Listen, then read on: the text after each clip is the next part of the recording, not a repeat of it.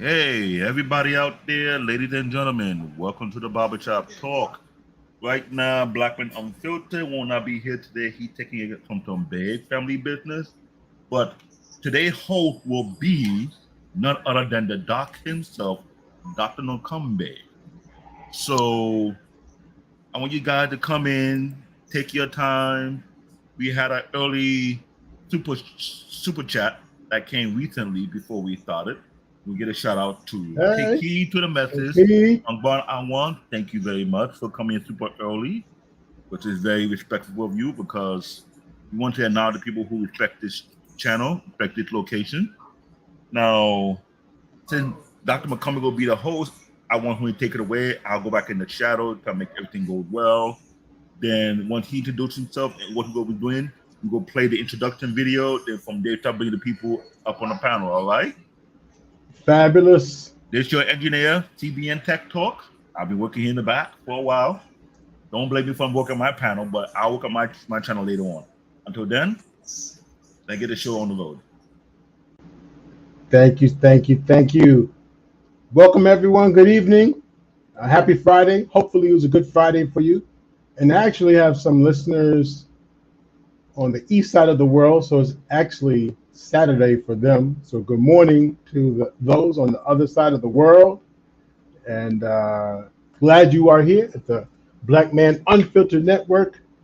So, it's an honor to be with you tonight and to share in this space and to actually facilitate this show. But let me say up front, the show, uh, the barbershop. Now, for those who've not been here before, and if you've not had a chance to check out other episodes, I want to tell you up front, this is a space where those who are on the panel and those who are in the chat, we get a chance to have real, raw talk.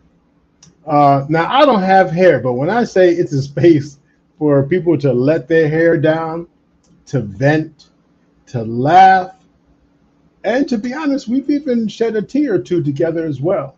Because the power of listening, the power of being heard, the power of being understood and validated and acknowledged. And even though a barber shop or a salon is not considered a clinical space, but it's much like going to a bar where your bartender is talking to you, listening to you, giving you space to be heard.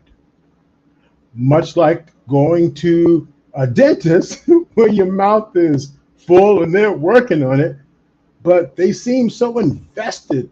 Now, sometimes there's an inopportune time when they're asking you questions when they're working, but that intimate relationship, again, being heard, or when you've gone to a counselor, therapist, coach, friend, mentor, sponsor, priest, uh, brother, sister, that you've been able to talk to and feel heard. And you know when the conversation is really good, and then you get to that point where it turns silly, like we get to laugh and talk and like, oh my gosh, what was I thinking? And no, hold on. You know that moment in the conversation. I personally can say I enjoy when we get to that moment in the barbershop. When we get to that moment where we could actually laugh at the most ridiculous things, we can talk serious, and at the same time, at the end of the day, we don't personalize it. And that's key because tonight's topic, it it tends to it can be pretty sensitive for some people. Tonight's topic happens to push buttons for those who are not honest. Wait. I want to make sure you heard me correctly. Tonight's show uh, pushes buttons for people who are not honest and those who've been in the situation of having something that's not truthful told against them. They're going to talk their talk. Listen, without further ado, let's jump into the introduction. We'll do some shout outs here in a minute. Welcome again to Black Man Unfiltered Network. I am one of your hosts tonight. I say one of because, again, we usually work as a family connected, but I'll be hosting tonight. CBN is in the background, the doc, and let's get it started. Welcome.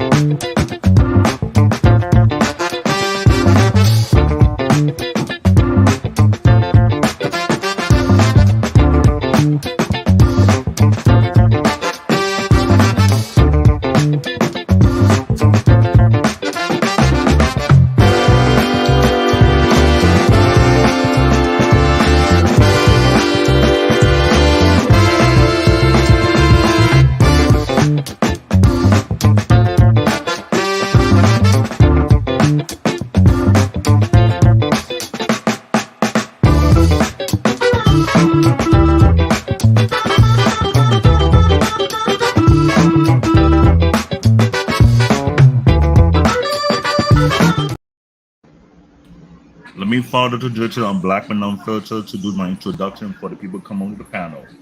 The first one on the panel is an honorable man with great insight and understanding. We'll bring to the panel a prototype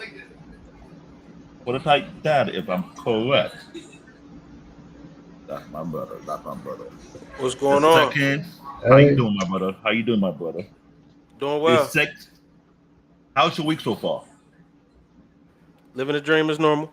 That's great. That's great. Good to see you, brother. I can't be like Black Man with a joke, but I'm a little bit too sad every now and then. The next brother is someone who I have a lot of respect for. He's one of the former moderator of Kevin Sandwell, a very knowledgeable brother as well, very humble dude as well. That brings to the panel, Lost in Translation. Thank you, CBN. Doc. Good evening. How Good evening. y'all Welcome. fellas doing? All right. Good to see you, gentlemen. We have another brother in the back who Trey like to pick on him every now and then, call him the dinosaur, but he considers to be one of the elders of the community right now. So when we see Trey, we will pick on him because we were voting him earlier today. That brings to the panel R Payne. R Payne. Hello, gentlemen. How you doing? Hey. What's up? All right. Mm-hmm. So after this, anyone come in the panel, I'll just bring them up. After that, I'll be hanging in the back. If you need me up on the panel, let me know, all right? Fabulous. Thank you, sir. Take it away, Doc. Gentlemen, how's it going this evening? How are you? It's going good, sir. All right. How are you? Fine. Going. It's got to go, right? That's what happens. It's got to right. go. Now, my square, I have the 4 squares here, and right below me is Prototype, and he was introduced first. Sir, you want to let us know how your week has been? Anything new going on in your life? Anything you'd like to share with the YouTube streets? Man, so Prototype, our Prototype dad, they call me Victor Stone. Man, come over and check us out, man. Over at Prototype Dad, we talk about a lot of men's issues, getting custody of your kids. We talk about moguls. We talk about sports. We talk about life, man. We talk about hunting and foraging. We talk about everything that men think about. So come check us out over at Prototype Dad. We're on YouTube, Instagram, Spotify, everything. You know what I mean? So, give us a hoot and a holler. You muted, Doc. Thank you. I was going to ask, what's one takeaway? Like if we were to watch your show, what would you want people to take away? One thing that you can take away from our show is you're going to be inspired from every topic, man. It's really good conversations about like politics and how we will vote. It's really good conversations about if we really have like a midlife crisis or not. What I mean? It's everything that we as men think about. We kind of leave the women stuff to the rest of the YouTube streets, and we just really focus on self-development, man. And it's a really positive vibe over there, man. So you just got to check us out over there. Excellent. Thank you, sir. Glad to have you. All right. Lost in Translation, you were introduced next. And how's your week been? What's been going on? What would you like the YouTube streets to know about you? My week has been fantastic. I think I've done a live every day this week. Nice. And today is no exception. Okay. But over on my channel, we like to break down the miscommunication between men and women, and also between men and men and women, just in general, because sometimes we have conversations that are not on the level. And so what we try to do is we try to see past why people do the things that they do. We kind of look at life from a different perspective and try to tie it all in together. And that's basically the whole gist of my channel. What to expect when you come over there is something that you probably didn't think that a connection could be made to something that you were doing or something that you didn't think you do. So that's my whole gist of my channel, is to make you think and to make sure that you improve yourself and to increase your wisdom and your knowledge and apply it effectively, and also to think outside of the box. So that's the old gist of my particular channel. Thank you so much. You got it. If you were to have a particular, like a target zone for your prime listener, who would it be? Your prime listener would actually probably be men. And I'll tell you why. It's because sometimes we get so busy in doing that we forget to recreate ourselves. You know what I mean? We forget to expound upon our legendary endurance and intelligence. So sometimes we like to say, yes, you should get in the gym, but also you should stretch your mind as well too. Because when you do that, you open yourselves up to a possibility of things that you didn't know existed, or you could become useful in an area you didn't think you could become useful in. So that is the main gist of what to expect when you come to my channel. Excellent. All right. Thank you, sir. Glad to have you this evening. All right. Last but not least, and we'll have more joining us, Mr. R. Payne is in the house. What's going on with you, sir? How's your week been? And what would you like the YouTube streets to know about you? Well, yeah, hello, gentlemen. It's funny. It's been July 1st was my third year of retired from my job. I worked for the Department of Defense for like 38 years, something like that. Okay. And so I got out. A lot of people say, well, what you gonna do when you get out of work? I had a plan, right? I dabble in the stock market, manage a few portfolios, amateur manage, for my relatives, try to make sure they learn how to navigate the stock market early on in their careers, as opposed to, waiting till like late 30s like I did. Right, so they're in their 20s and their portfolios look better than mine ever did when I didn't even have a portfolio when I was in the 20s. So if I can, spread that on to family members, or some people want to listen, this is how you each one teach one, so they don't have to worry about getting to 65 before they retire, 63. Right. But in the YouTube space, so I do a few things, like manage the genealogy of my family. So I keep all those records as best we can. And it's just one portion of it. My paternal grandparents, they were like part of the greatest generation. So I just tracked our family from them. With some, I go back a little further, but I really want to get their kids and all about it, because we can do 100% accountability, because a bunch of us are still alive. So from them two in the early 1900s till now, it's like 200 or something of us going through all the generations. And you can see how, and I hate to say this, the degradation in the Black community has manifested itself through greatest, silent, baby boomers, X, millennials. You can just see marriages go down, the amount of unwed babies coming in the family. Our family's not immune to that kind of stuff. And here's the thing a lot of people don't get. Our family's not unique, but our family's always been close-knit. And I don't take up too much time. So all the unwed kids in our family never went homeless, never went without education, never went without food or clothes. So they all still had opportunities. And their mothers, actually, a bunch of them are college graduates now, right? I said that safety net is dying off, because the millennials and the Z's, they're not going to take care of those kids like the baby boomers did and all that kind. They had that infrastructure, so I can see all of that, and I think it's kind of unique, because a lot of people don't look at life that way. And so I just started my channel because I'm an advocate for marriage and the family. So that's the marriage part. I like politics and I like sports. So I just said marriage, politics, and sports. So I'll have videos up there. I haven't done any lives or anything. I'm just more like a panel groupie. I'm like, oh, well, you know, so maybe one day I'll graduate to lives, you know, when I know how to do it effectively, you know, but right now it's something to do, because when you have stuff in your head, what YouTube has done for me is I've been able to, you know, make a couple of videos and put my thoughts out there. Some of the thoughts are better than others, and you know, we'll see where it goes. Okay.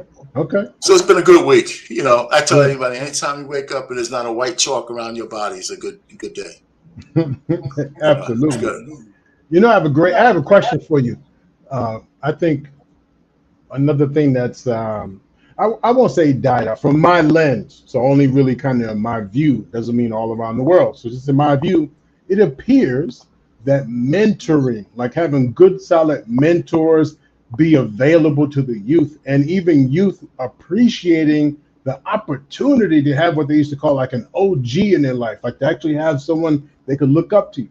So if I were to ask you, why you? Why do you think you might be a good mentor? Like, what's significant about you that a person would want to actually talk to you? And I don't mean that as in like, oh man, why you? I mean like, why you? So people can hear like, that's the dude I should be talking to.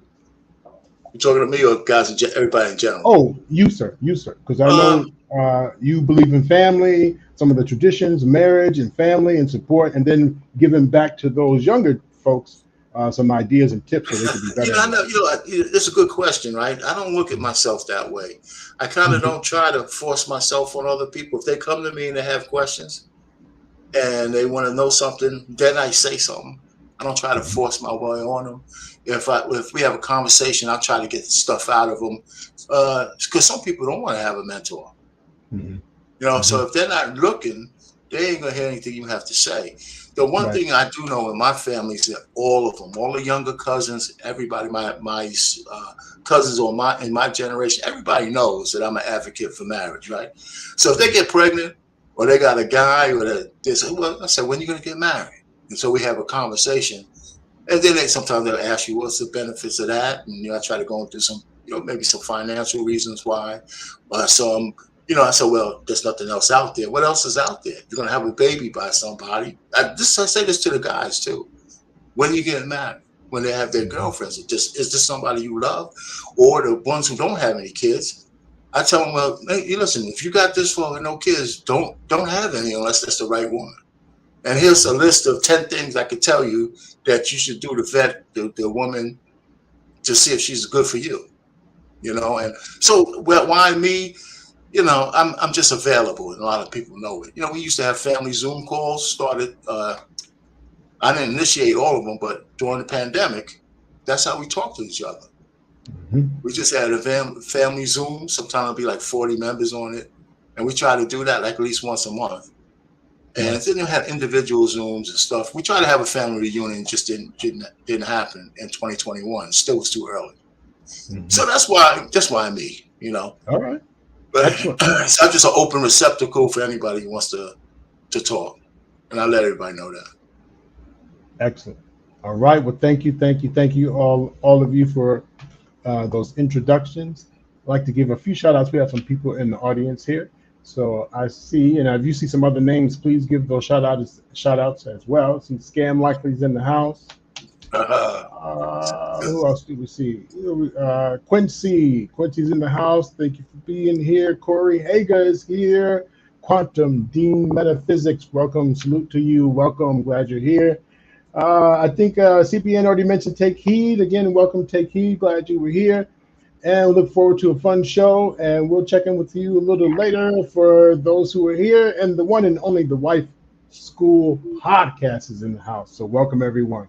As CBN said earlier, Black Man Unfiltered is not with us tonight. He's with his family, and we are his secondary family, and we are here with you tonight. As you can tell from the topic, yo mama lied to you. We're gonna get into it tonight, but I want to be fair because somebody's going to hear this as, oh, you dogged the women, oh, you disrespected the women, and I also want to be fair to say that you may actually side with the people who's actually not telling the truth.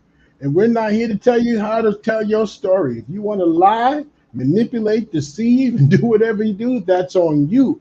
But we are going to talk about what's the impact?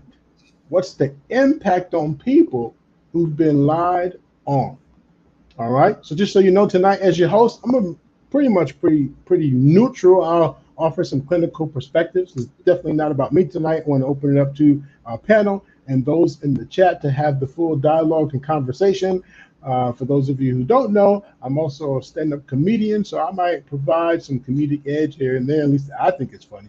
So, but just so you know, we plan on having some fun tonight. If you have any questions, please post them in the chat. All right, gentlemen, you see the topic. Your mama lied to you. Now, let me ask: have any of you ever been lied on? I mean, I know it sounds like duh, who hasn't? But any of you ever had a major, significant lie told on you that you don't mind sharing? Anybody? You guys on the panel? Anybody? Or let's do this. Or a story, regardless if it was true or not, but you felt hurt in the process, like the damage that it did to you, to your name, to your brand, to your family. Anything like that happened to any of you? I wouldn't say it's a lie that's been told, but I think a lot of times people get misunderstandings about Mm. some of the things I'm talking about. So they tend to like put like misogynist on me, or put weird little titles on me without understanding the full scope. So I get that a lot. Mm-hmm. Titles. Hey, in the chat, I'm gonna steal this from Sir Hale, his move. Put a 1 in the chat if you've ever had a title placed on you that you felt didn't match you. A title placed on you that you feel really didn't match you, but it fit in their mind, it fit the narrative, but it did not match you. So please put a 1 in the chat if you've ever had that happen to you. Anyone else on the panel have anything like that, where something's been said about you, you felt discredited, you felt that it was unfair, you felt it was flat out wrong, or disingenuous? You ever had someone be disingenuous towards you? It's funny that you mentioned this, because now that you asked that question specifically, I don't think I've ever had that really, that kind of situation, not from a family member. I do remember when I was in a grade school that somebody broke a door hinge, right? They were hanging on it and they blamed it on me. So my family actually had to come in, and I denied it. They guys said, well, he saw you. I said, well, I don't who saw me? I didn't do it. So I said, that person's obviously lying. And, but they didn't believe me, right? So I was in detention and all that. I said, I didn't do it. I never admitted that. But it's now that I'm this old, and that question just brings back that memory. I haven't thought about that in a long time. I mean, the time passed, but, I was the person who was the dean of the school still thinks I did it, but I didn't. I think my parents, they might have had to pay for the damn thing too, So, but, I never, and they kept saying, well, just admit it. So I'm not going to admit it. I didn't do it. I didn't do it. So, I mean, that stuck with me. It still sticks with me, but I mean, it wasn't the end of the world. But, when you think about something more intimate, like a family member doing something like that to you and saying that, I got to say, I can't think of anything from that standpoint, even though if we get it to a point in this discussion later on about who you were raised by, because I was raised in a house full of women, just filled with them, aunts and stuff, because my mom passed away when I was young. And my father was like working 16 hours a day, so he pawned me off on his sister, and she became my legal guardian. And he came around, but I was in there with my grandmother was in there, and a couple more of her daughters and their kids, and it was just a whole bunch of women in the house. It was just crazy. It was a home though, but it was great. Right. Interesting you said that. Tonight we're going to be examining a family who actually a male, a bunch of females in the house. It's interesting you said that. We'll come back to that. Lost in translation, did you have anything you could think of? Here's the thing. A lot of people really don't want to lie on me because I have a way of evening the score. But I've had people to leave out information that I didn't know about. You know what I mean? To me, that's still a lie. Even though I didn't get lied on, I still got lied by omission. You know what I mean? Finding out things later on in life, I was like, I had no idea. Right. You know, why you didn't tell me? You know, that type of thing. You know what I'm saying? You think I can handle it? So yeah, I've had people to lie by omission. You know what I mean? Okay. Yeah. Okay. I see we actually had some ones in the house. We had some Quincy had a one, Corey. And I saw a couple more. Let's see who else. Boom, boom, boom, boom, boom, boom. I got a little small screen for my for my list. Oh, Quantum Dean had a one also. So we had some people in the house. Elizabeth in the house said yes, a number one, that they've actually had that experience. You know what? My favorite thing to do is when I talk to parents and or couples, I ask them, raise your hand if you can't stand when your kid lies to you. And every parent, I mean, I have some parents who raise two hands. I'm like, woo, keep them up, keep them up, keep the hands up. If you can't stand when people lie on you, they raise their hand high. And I say, okay, wait, keep them up. Before you put them down, I have a question. Put your hand down if you've never lied. If your room full of hands up, like, oh, so I had a little cute white lie, and this was a little Visa, right? But there's a company, it's not a person. And I always find that interesting how we hate to be lied on, but we've told just a little lie. All right, let me ask, and we'll just go around the clock here. What do you think would be, and it doesn't have to be a lie either. We're talking about topics that are hurtful. What do you think is what would you consider the most hurtful things that any human can say about another? What would you say a human can say about another? It's pretty hurtful. Any ideas, any thoughts on that? Like topics that are very hurtful or things said about people? I wish it was on a t-shirt. Okay. Say more about what you mean. Say more about that. Wait, you don't know what that means? Mm-mm. You know what that means. But the people listening, I mean, we could. Everybody knows what everybody get t-shirts made, like, you know what I'm saying, when people die. Yeah. So Yeah. So people know what that means. You can just let's do a 2. Put 2 in the chat if you know what that means. And it's not that we're trying to expose what it means, but I want to make sure people really understand the significance of what that means. Okay. And while we're waiting for that, what else? What are any other things that seem pretty hurtful? I mean, it's always hurtful somebody mischaracterize you to somebody else. And you might not know who did it. But like, I know when I was in college, there was this young lady I was talking to, and we were getting on pretty good. And then she just stopped talking to me. And she never would tell me why. I said, what the hell happened? And I guess it was a reputation kind of thing, but I didn't really have that kind of rep. But somebody obviously must have said something to her. Right? Did she ever tell you? These are like petty things you go through, right? Because it never changed the world, but it's still something you remember. But she didn't talk to me again after that. And I never knew why. But I think she told me enough that she said, well, I heard something, blah, blah, blah. She would never tell me. And she would never tell me who. So obviously somebody told her something that I didn't get a chance to, combat or defend myself. So these things you remember. But and the reason why I can remember it is because those kind of things happen to me so infrequently. That so it sticks out, So I didn't go through all that kind of trauma that way, you know what I'm saying? So okay. Sounds silly talking about it now, though. I tell you that. Well, I'm curious, which was more bothersome? Their disappearance, ghosting, or the fact that you didn't get a chance to explain? You didn't even get a chance to defend whatever it was. The fact that I didn't get a chance to defend myself.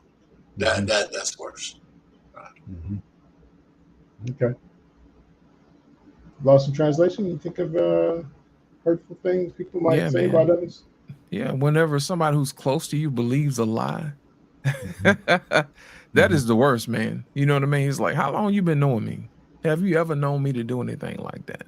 Why would you even believe that? You know what I mean? That type of thing. That's the worst kind of betrayal right there. The absolute worst. I hate when somebody lies on you and the person closest to you believes it. That is the worst, the absolute worst. Because you would think that you would build up some type of capital with that person, and for them to just run with it with no previous evidence is the worst. Mm-hmm. Mm-hmm. Okay. I see some people are writing that when someone just asks you out the blue, who hurt you? Oh, you know what? I thought about that the other day. When somebody had said something in the chat room over there on Facebook, and they were saying, well, who hurt you? I said, you know what I need to do? I need to start making a list. Woo! I need to start man. making a list. Because clearly you guys really don't want to know. You're being disingenuous. But if men actually really started making a list, I guarantee you most people would stop doing what they're doing to get on the list. Wow. I don't think people would care. Oh, they would if their name was getting drug in the mud and they couldn't do nothing about it. I don't think people really care about who they hurt or if they hurt.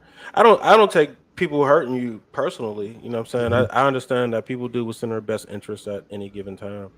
So you got to just try to, you got to understand the motives, you know what I'm saying? And just keep that stuff pushing so you don't hold no grudges. That's a better way to live. Nobody's really doing anything intentional to you. You know what I'm saying? They're just trying to do what's best for them. Now I can see where that comment, like, who hurt you, is kind of exploratory. Like, dang, what's really going on with you? What's your problem? But what if it is directly towards you? What if it's something more like what the wife podcast said? Your defects is that you can't control, that you didn't intentionally go out and get, and someone throws that in your face. I may not be intentional, but I think they had a choice. Say that again? That your defense is what? Oh, not just defense. Your defects. You're fucked up. One eye is bigger than the other eye, one leg shorter than the other. Your stutter. One of your defects. Hold on. Almost get and they finish your sentence. So I almost had a panic attack. Yeah. I would say that's the job of the person with the defect, to either build a tough skin or overcome it, or not allow that to be any hindrance, or not allow people to use that against them. You know what I'm saying? And they got to figure out a way. It's their job to figure out a way to not let that hinder them. You know what I mean? Like, I used to hear, "Oh, you're not tall enough" all the time, but I never let that hinder me. You know what I'm saying? So, were you about 5'2" or what? No, I'm 5'8", but okay. No, I hear people say that. It's one. Okay, 5'8". Yeah. But even still, like, you know what I'm saying? Like, you don't let. I mean, I really haven't had that kind of issue, but whatever it might be, I would say that's when a person with the defect to overcome that, and not allow that to be a hindrance or a crutch. You know what I'm saying? And I hear that, but let me ask you guys this though. So let's say tough skin is really not personalizing and tough skin. But what about if it starts to impact your money?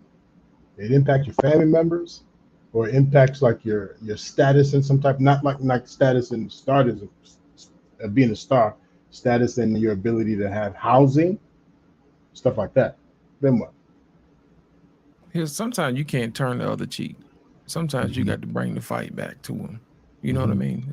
Just like in that scenario I gave you earlier, that was somebody who was being disingenuous. So I called him on that BS. I said, do you really want to know who hurt me? Or do you just want to just say something just to be saying something? Because if we can do that, I can get down.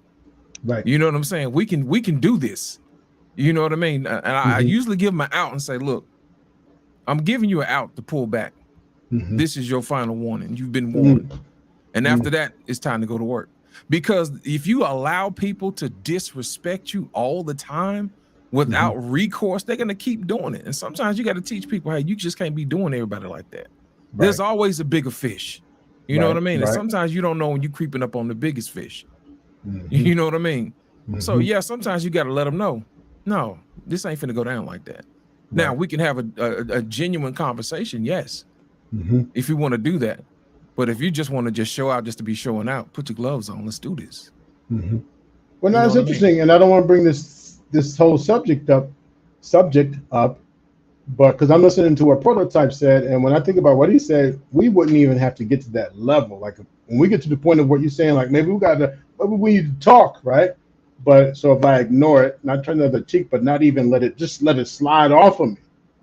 So if I don't do that and actually take it on, I wonder, do we end up in a situation like we had in Chicago, where the person is saying, "Listen, stop." You're right. I hear what you're saying, but and we're competing on who's the bigger fish. Like, who are you?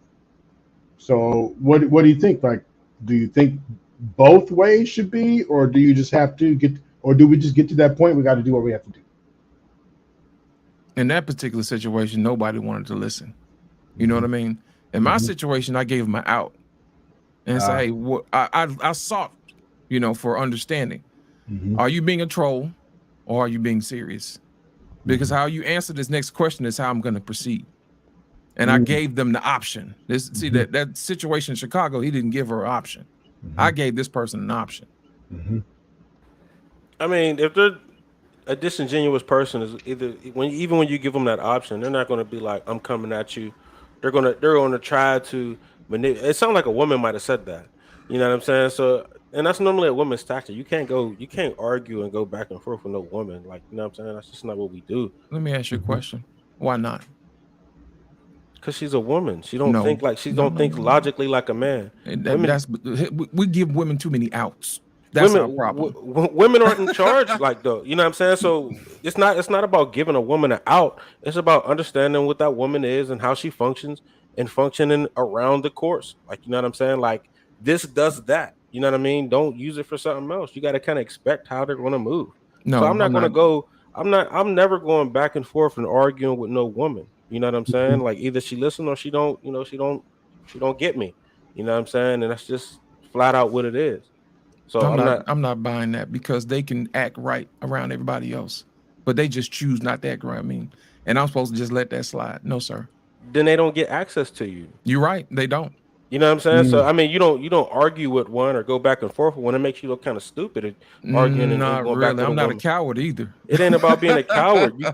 There's no reason to put your hands on a woman or I'm never doing that. No. Or even go back and forth. Like it's like a losing fight. Don't even do it. It is. It really is. There's I haven't lost point. one yet. In your head, you seem kind of stubborn. You know what I'm saying? But to the outside world, I'm like he's arguing with a woman. He's kind of corny. Like, you know what I'm saying? So that's just how it looks. Like, you don't argue with them. Yeah, but Prototype, doesn't it matter what kind of demeanor you have in an exchange? I mean, if you're out of your mind, like the dude in Chicago, that's one thing. But sometimes you just got, whether you're gonna try to have the last word, like I think that's where you're coming from. At some point, maybe you say it's nothing, but sometimes women just need to hear somebody saying your shit is bullshit, and that's what it is. And I'm not gonna keep going back and forth with you. You can say whatever. You're talking to nobody. They're not going to listen. No, wait. It's not going to get through their head. You can call them out all day, but they're not going to listen. They're only going to if they're arguing with you. If they're arguing with you, they don't respect you anyway. They're not. You're talking to nobody. They're not going to listen. Wasting your breath trying to get a woman to understand your point. If she don't respect you, she don't love you. Like, there's no point of talking to a woman that's not in that realm with you. You know what I'm saying? Those are the only women that's going to listen. Now, a woman on the street that don't even go back and forth. There's no point. There's no point. Okay. Let me throw some penis in the mix. So what if, because Corey said, being in the circle of wrong people. So what, now let's take women out the equation, and it's your boys who are on some bullshit and you don't know it, and they are either setting you up. I'm not talking about for like a fight, I'm talking about, but they're setting you up. They're engaging you in fuckery. And when you really kind of find out what's going on, and these are dudes, do you speak to it? Do you let it slide? What do you do? Now, pause on the put the penis in the mix. I don't even know why you said it like that. But some people difference. Some people identify as a male or a female. No, so I added, yeah. I mean, I'm not. I don't know. You just saying. No, all right, pause. All right, well, that did make it weird. All right, You I have made to it make weird. I made it weird. I made You it know weird what I'm too saying? early. So, a male, men. So I hear what you're saying about women. I hear a good argument about don't I mean, even it engage. depends on that man, right? Who that man is Yeah. to you. If like you want to have that conversation with him, but I know common sense ain't common. You know what I'm Mm. saying? So if this man don't got common sense, what I look like arguing with him? Maybe he got feminine characteristics. I don't know. You know what I'm saying? Okay, so I that only tied him into women though. So I get the tie-in to where you're still committed to women are more emotional. I'm only committed to communicating with logical, sound people. You know what I'm saying? Mhm. If that's not you, then I don't need no reason to communicate with you. Like you're gonna lose me at some point. You're gonna say something stupid. Yeah. We're not gonna agree. Like you know what I'm saying? So it just doesn't really matter. And it's not about getting into anything physical unless they're posing an imminent threat. Like you know what I mean? So Hmm. you know now if you Hmm. want to step, if you want that kind of trouble, then that's different. You know what I'm saying? Hmm. But I'm not looking for that. I got a family to go home to. You know what I'm saying? Right. I got better things to Right. be doing. I'm living the life of my dreams. I don't got Hmm. time to be, sitting here playing with somebody I don't got nothing to lose. You know what I'm saying? That's generally people you're gonna be arguing with, is people who don't got nothing to lose. Okay. So good point. Now, for me, at least through my ears, I heard it be a little bit more balanced. It's really about the character, like the behavior. The behavior. I don't have time to waste on people who are on that shit, regardless if they're male or female. I'm at in the part of regardless because that sounds more balanced and it was really about their behavior and that you don't have time for it. You don't make time for certain bullshit. Is that fair Sorry, to say? fellas. Sorry, Mm-hmm. fellas. I know they come to the going good. We have another brother come to the panel. I want to introduce another brother, another interesting brother, cool ass dude. And I'll say he about to get married pretty soon. His name is JT or What We Know Podcast. I'm bringing to the panel right now. Woo-hoo! Thank you. Thank you. I'll JT, go, JT's in the I'll go back in the house. back. Thank you, sir. All right. Thank you. Thank you. What's up, fellas? Good evening. Good evening. hello. What's going on in your world? Chilling, man. Chilling. Mm-hmm. Mm-hmm. All Back right. in here. Yeah. How's your week been? It's been good, man. It's been All good. right. Ain't nothing but work. That's it. Mm-hmm. That's it. Hey, pays the bills, feeds your family, right? Yes, sir. Gives you a Yes, sense sir. of purpose. All right. Absolutely. All right. Hey, listen, we're talking about, anyone can read the subject there and we're rolling right into it. Your mama lied to you. We were talking about people lying. Let me ask, and I don't know how much of the show you've been listening to. What would you consider one of the most disingenuous, most hurtful, like it doesn't have to be a lie, but story, message, words that people can say about another person, a person can say about another? I think that they're the most disingenuous thing that a person can say Mm-hmm. about another person. Hurtful, disingenuous. Hurtful. Mm-hmm. Uh, yeah, that a person is a liar, um, and they have no integrity. Um, Mm. is I think those are the two top. No integrity and that they lie. Mm-hmm. Okay. Okay. Another thing I said, which is related to the show here in a second, or the topic, we're going to watch a video. I Mm. said I love challenging, like when I do workshops for parents or couples, and I ask, how many of you can't stand when your kid lies to you or when your partner lies to you? How many of you just hate to be lied to? Raise your hand. And they raise the hand, and sometimes they put up two hands. Woo! Oh! I said, wait, before you put them down. How many of you ever lied? Put your Yeah. hands down if you, and they get stuck. And prior to tonight's conversation, we were getting to the point where we're talking about, well, wait a second. There's some people who are just stupid. You just don't deal with stupid people. And then there's some people who they're stupid at the wrong time with the wrong person, and sometimes they might have to be taught a lesson. At least I can't tell you what you can do to others, but I know what I'm not going to let you do to me. Right. Right? And we break that cycle. So that's where we got Right. to that point. What I want to challenge the group, those in the chat and those on the panel, what happens when the lie is about you and it impacts people who are close to you? And our paying hint to that that he's a family person, and clearly, Arping, you wouldn't want anyone in your family to start a rumor or a lie that it bothers or interrupts the family flow.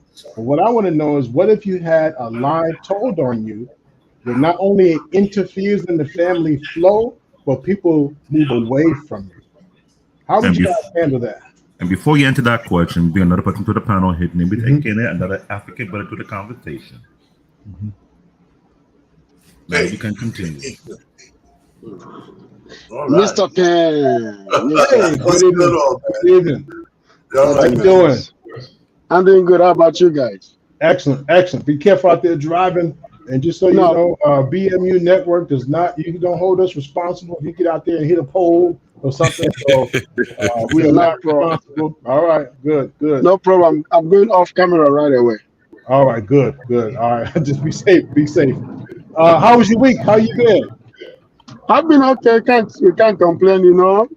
Just doing business and bringing knowledge to the community. Hopefully that we can do what we can to save what we can and phase out what we can't. Yep, yep. Okay, I like that. Phase out the one we can't. All right. Listen, we were just talking about telling lies, being lied on, and some of the things that are most hurtful. So we've already hit the points about people lying on you, being disingenuous, intentional, talking crazy, trying to get you going. I had switched it to ask, what if you're with the wrong set of people? Like you're just in the wrong circle, but the problem is you don't know it. Like you actually trust people blindly, or you're a people pleaser. You don't know how to say no. You don't know how to set strong boundaries. And or you grew up with people who you just knew without a doubt would not violate you. Just knew without a doubt would not violate you. That's a different level of hurt. And I think Lost in Translation said it earlier, the word betrayal. The word betrayal. So I want us to watch this video, and I want us to and there's two videos. But I want us to watch and then get your thoughts right after. So CBN, whenever you're ready. Now, what video would this be? Because I gave you three names. Yeah, without the man, either one of the women's, but without the man. Oh, without the man? Okay, I'll get that one up. Give me a moment. Thank you.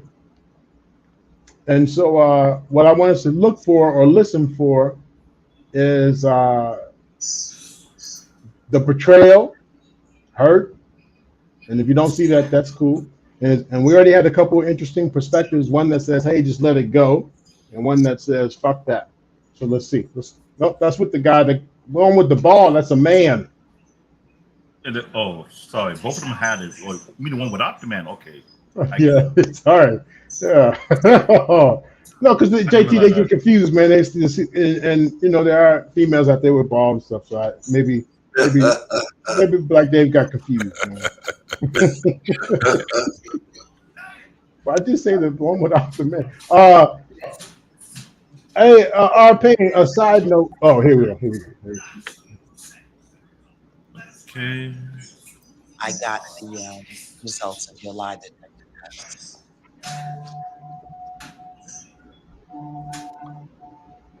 So the question was, did you make up or exaggerate any stories with the intention to hurt or harm Monzel? Remember that question? And you said no. And the lie detector said that there was deception indicated in your answer. Wow. This is really. You asked for the lie detector. Yes. I can only tell you what the answers are. Yes, sir. Okay. All right, right there. Okay. So with the intent, we all know what intent means. Yeah. So with the intent, and then the person says, I want a lie detector test. And for those of you who have not seen this show, the one that we're showing on air, for educational purposes, we are looking at a mother who actually told her daughters that their father had been violating them. So a mother who told her daughters both that the father has been violating them, and to prove it, I want a lie detector test. All right, so a lie detector test. And go ahead, can we get the rest of this video?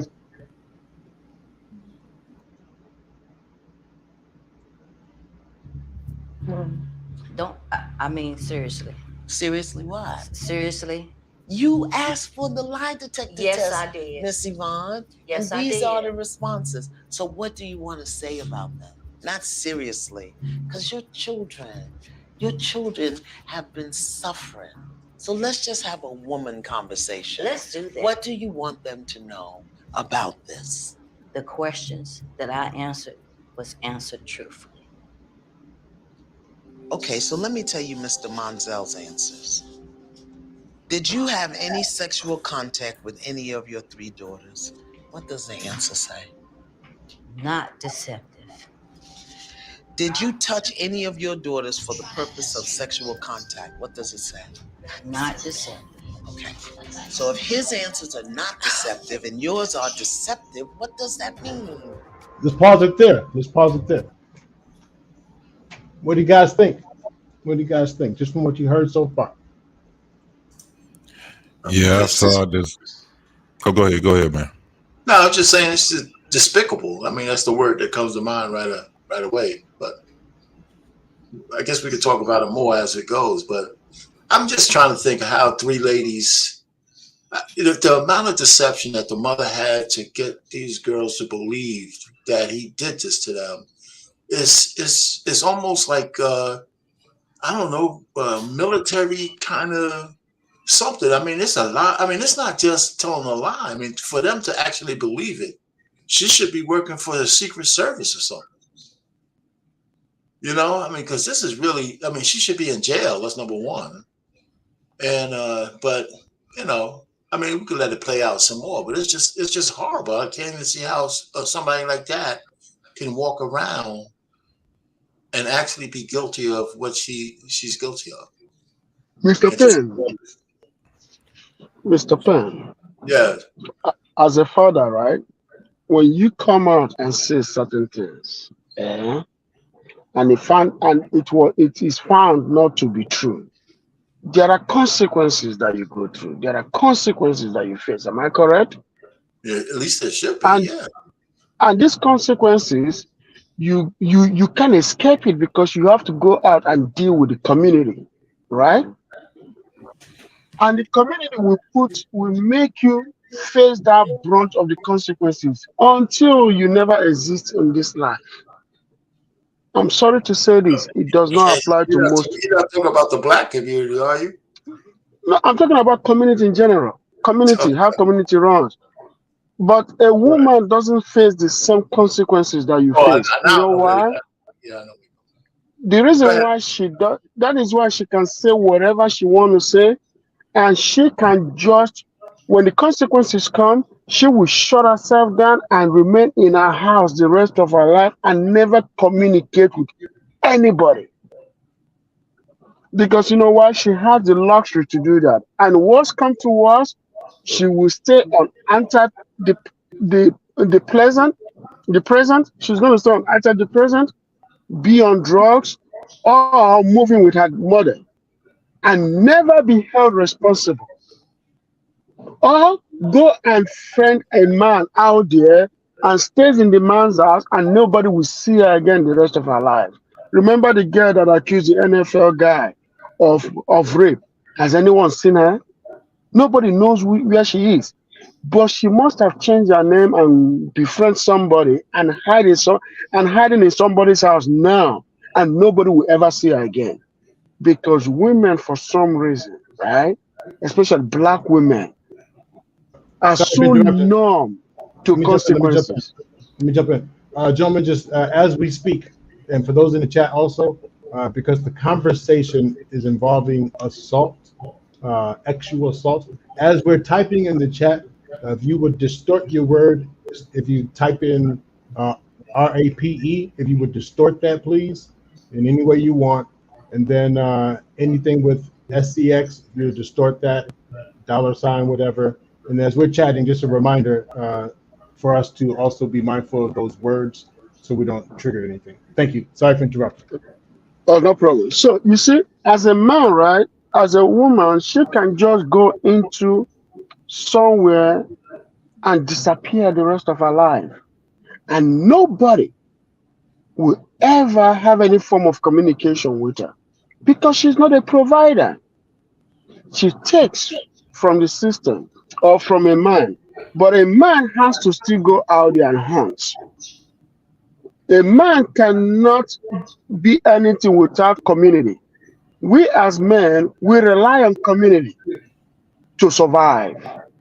That is why a mother or a woman only care about two things in life: herself and her seed. But a Well, in this man has, case, and in this case, she didn't care about her seeds at all. she didn't. That's why I said she can only care about two things, which means she might in some cases only care about one. I Yeah. got to tell you this, right?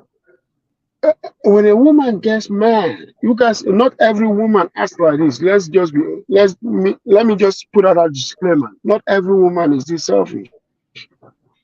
But when an angry woman gets mad, she can set a whole house on fire and live the rest of her life without, for one day, accepting guilt.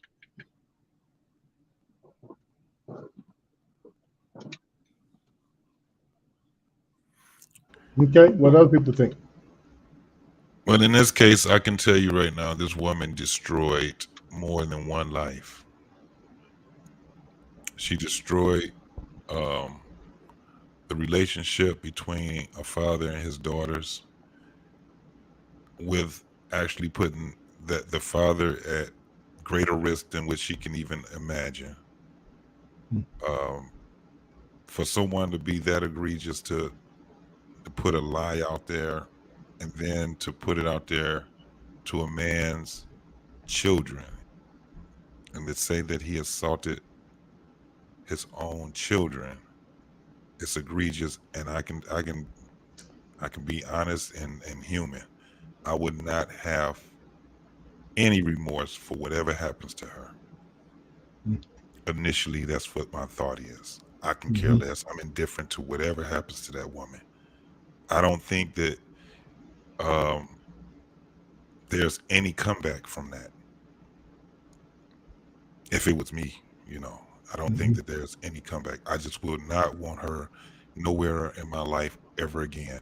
And if that was my mom that had did that to me and my father, I think it probably would have hurt even more. I would be definitely indifferent to whatever happened to her. I want to say something about this clip right here because I watched the old episode when it was first aired live on the old network. When I watched this episode, I was heavily triggered because, one, I had two parents who put on a lie on my name that lasted for many years. My father was the first person who did that. Accused me of something that I did not do at all. And no matter what I said, it went to death. That went for multiple years, almost 2 decades. My mom put another lie on me that many family members were carrying that lie on me until I had to go to the extreme just to clear my name and to somewhat clear whatever reputation I have left. And I realized no matter what I do, it wasn't going to change the fact I have family members who can see through my parents' lie. I realized my parents were lying on me. This is why when I saw this episode, I can relate to the pain. Imagine a lie that lasts for 20 years plus. What it does to your psyche. We haven't even gotten that far yet. We haven't gotten that far about how long. I'm just saying because that clip right there, you can only imagine the thought process that goes through a person's mind. I don't want to go too further right now because I see what you're going to do the conversation, but I'm letting you know right now. The mental pain, There's no measurement for that. There's no coming back from that. I'm gonna let you know that right now. There's none. Mm-hmm. Doc, Okay. there's a couple of things at work here. Mm-hmm. Okay. Our society, for some strange reason, has a proclivity for putting down men. You know what I mean? God forbid that you have feelings. God forbid that you have emotions, or people will call you lame because you wanna state your case. You know what I'm saying? So Mm-hmm. what happens is there's already a disbelief for men to start with. Okay. Mm-hmm. Then you have the built-in factor of mom. You know, everybody, you came from your mother, you're supposed to respect your mother. And then you pretty much give her extra credit for being mom. Well, what happens when mom has betrayed you, when mom has lied to you? If you look at this woman's face, that is the face of disgust. Mm-hmm. That is the face of disappointment, and that is the face of betrayal. Mm-hmm. And what happens is in society, if we don't check those who don't, how should I say this? If we don't check those who need correction, then it goes unchecked. And in this particular situation, the mom is a result of this particular woman not going checked and just letting her run amok. You know what I'm saying? And it took another woman to do it. And I think that's probably the reason why they had Iana to do it, is because a man couldn't have done this. Mm-hmm. You know what I mean? Because Mm-hmm. if you pay attention, the first thing that she did was she tried to shame Iana's test. That only works on people. Mm-hmm. You know what I mean? The test is unbiased. The test doesn't have a gender. You know what I mean? The test doesn't have, you know, a schema of why, or it hates women. You know what I'm saying? The test is what it is. You know, it took the man's test. It said he didn't do it. It took this woman test and it said, hey, you might have been lying. We detected a little deception. So by using that test, it eliminated all biases. And then after that, if you notice the second interaction when she opened her mouth, she tried to deny it. You know what I mean? Right. So she went from shaming tactic, and that didn't work. And then she tried to deny it, but you can't deny evidence. Right. Right. You see what I'm saying? You cannot deny evidence.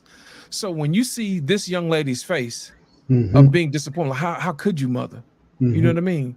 And it's a sad thing to go through this world without your mother. That's a different type of hurt. You know, people always like to say that men leave or whatever, but I believe that men are very important, especially men in the lives of their daughters are very important. And it's very understated. You know what I mean? But when your own mother, the person that gave birth to you, does something like this, that is a different type of hurt. And it's a different type of hurt because she couldn't get her way. Now, if I hadn't seen the rest of this, guessing, I'm thinking she may have had some type of jealousy with her daughters because, you know, when a man has daughters, he wants to shower them, you know, with gifts and adornment and tell them they're special and beautiful so they don't have to go out and hear from somebody else who would use that against them. You know what I mean? Right. And I guess what happened in this situation, she's a little older. She didn't get that extra from her husband that he was giving to the daughters. And she probably took that as she's not valuable. You know what I mean? Right. So she probably used that as an excuse. I'm going to show him, I'm just going to spread a lie. And then that way he'll have to come back to me. Women do stuff like that, man. Right. They do. Now, I purposely wanted this one to play first because, I mean, it gets worse. But I wanted to play this one first because I love what you just said. What was requested was that there's proof that I'm telling the truth. Right. You right back, fellas. All right. And what was asked to be utilized for proof is not someone's opinion, not someone's talk. But I'm interested in the chat. How many of you even believe in a lie detector test? How many of you believe in the lie detector test? Put a one if you, or you can just put a yes. I believe if you believe in that type of equipment, scientific data, whatever. Do you believe in lie detectors? Are they truthful?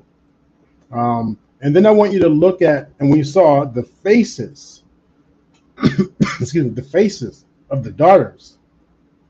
So one, person to person, you lied, and back to what Lost in Translation said. On top of that, what you requested, this neutral device, comes back and actually goes against what you said. So can we continue this particular video, and people, again, put in the chat if you believe in these devices. And then we'll get the rest of you about this video clip in a second. CBN, can you continue this one? And then after this, we'll get to our pain and prototype. He never touched the children. He never touched them sexually. So here's your answer. Did the dad rape them?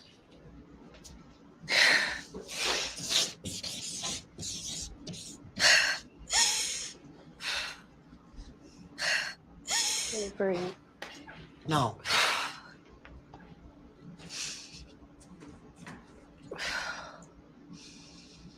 So what do you want to say to your daughters? I'm glad that he did not take advantage and rape y'all. Pause. Let's pause there. Did she answer the question? I mean, was that? No, she did not. What did you hear? What did you guys hear? What I heard was that she didn't admit to lying. That's what she didn't admit to. Mm-hmm. She just said she was glad he didn't do what he was accused of doing. Mm-hmm. That is not, an apology. Mm-hmm. That is not acknowledging your behavior in this particular situation. Mm-hmm. Mm-hmm. Our pain, what do you think? Yeah, that's what I picked up. She didn't acknowledge anything. And the fact that she could say what she did just now as if she wasn't the accuser with such a straight face is actually frightening. I mean, did you see the body position? Did you see? Yeah. Right? You saw that? Yeah. So, I mean, she was just, I've seen some of this before. I mean, I don't, my only problem I had was, is this, I'm still trying to wrap my head around, is this just an elaborate skit just to prove a point? Or is this really true? Right? Because if this is true, I mean, this is larger than fiction, man, the way I'm hearing this thing. Right. And I don't know if the man did any time or not. That's another thing. I didn't know about that part. So maybe that's the last video. I'm not sure. Okay. We'll get to that. It's horrible. Prototype. Any thoughts? Prototype left the panel. Oh, did he? He said he got to cut out for a minute. Okay. My bad. Thank you. Oh, actually, no, that's not the one I said. Okay. Now, I want to highlight one thing about that particular body posture when mom leaned into it and said, I'm glad he did not hurt you. And I just want us to put that to the side. Just put that on the side, either put it in your back pocket, whatever. What people mean to say and the way they attempt to say it can be two different things, obviously. I'm glad he did not hurt you, which is what I wanted to know in the first place. But the method used, so just think about that. Just think about that. So in this video, we see now these sisters who are the daughters who are like, whoa, okay. And notice how, as a panel, and I'm sure even in the audience, we're talking about what mom did. How do we feel if it's us? If we're that daughter, how would you guys feel? And we're that child. How would that make you feel? Anybody? Whoever wants to go. Disgusted, man. Look at their body language. They're leaning away from their mother. You see what I'm saying? They're totally disgusted. They don't want to have nothing to do with her. Their body language says it all.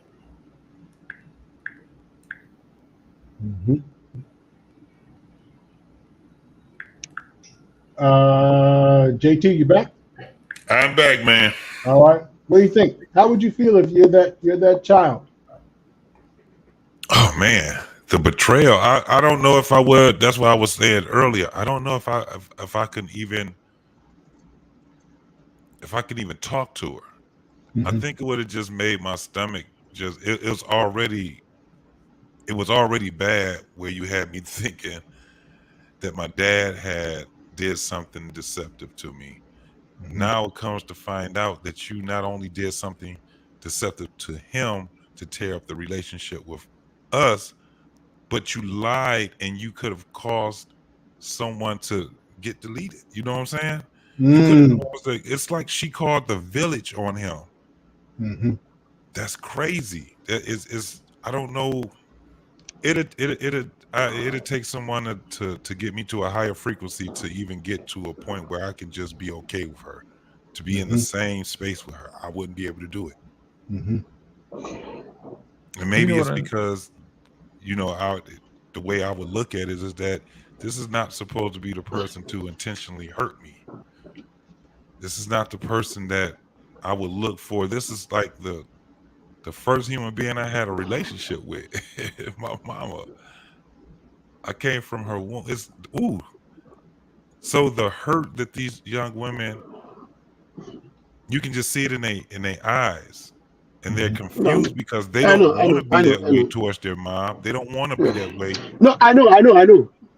Mm. Is you? I was making way for the car. Oh, can you mic mute? Oh yeah. All But right, sorry about that, JT. when it, this is not something that's a choice to them. And it's a lot, man. It takes some ushering, to a higher frequency. And I can be honest, because I've seen this a number of times, and it's yeah, it's going to take some years of therapy for Mm-hmm. these young women to get to where they need to be. Let me put it this way, guy. Oh, sorry, go ahead. Go ahead. Go Sorry ahead. about it. Mm-hmm. Yeah, let me put it this way, right? Just like I said earlier, when they want to burn down a house because they're pissed, they will burn down their house completely without caring about the consequences. And what she's going to do is this, right? Because I've seen this Mm-hmm. many times. No, but how would This you is not. feel? No, the question is, how would you feel if you're one of the kids? How would you feel? We know what she I mean, did. I'm not. How I'm gonna feel? In fact, words can't describe it because I'm not gonna want to talk to my mother Mm-hmm. for years to come. Mm-hmm. Because to me, that tells you that she's selfish, vindictive, and will not stop at any. In fact, she can kill somebody just for her own ego. Ego, She come can on, man. This your kill. mama. This your mama. You don't. I None of don't give y'all it. think she's telling the truth. I I don't give mean, a damn. I don't give a damn if it's my mom as long as it finds out not to be true.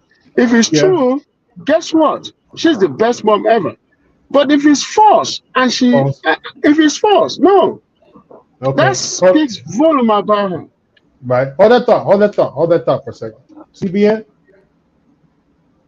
Yeah, I got to introduce another guy to the panel. His name is Hink from the basement.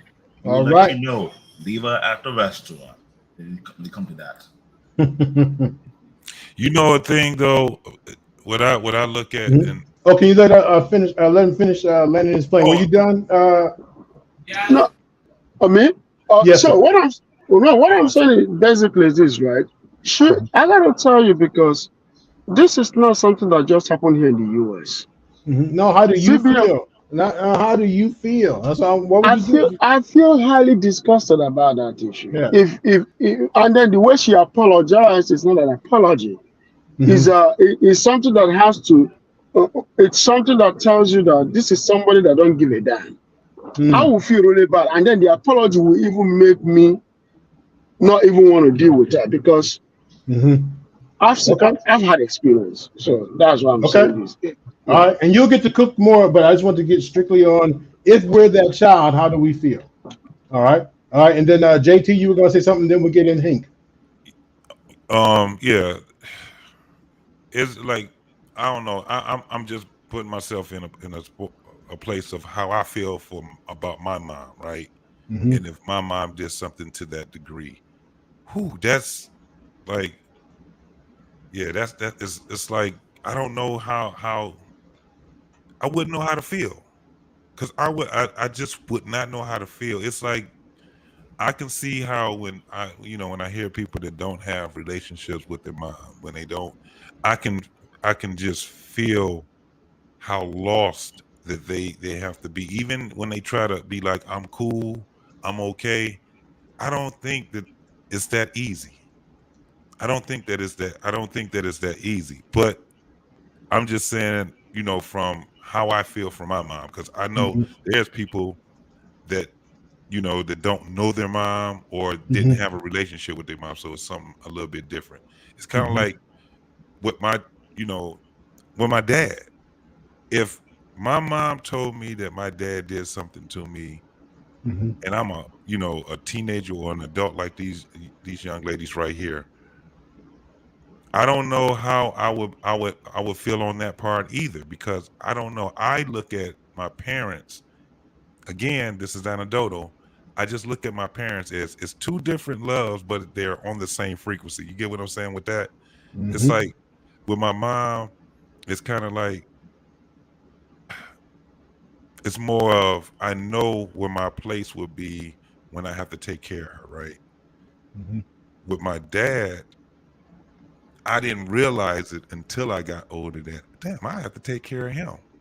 Because I've always looked at my dad as the strong, the vessel, the protector, and all these things. And I looked at my mom as the nurturer, the one that loves me, the one that, you know, the things that I you know, I wanted, she made it happen. My father always gave me the things that I needed. She also did too, but her job was a lot easier because I had a piece of both of them, Right. not the him on this side and her on this side. So when that happens, Mm-hmm. you talking about something that egregious.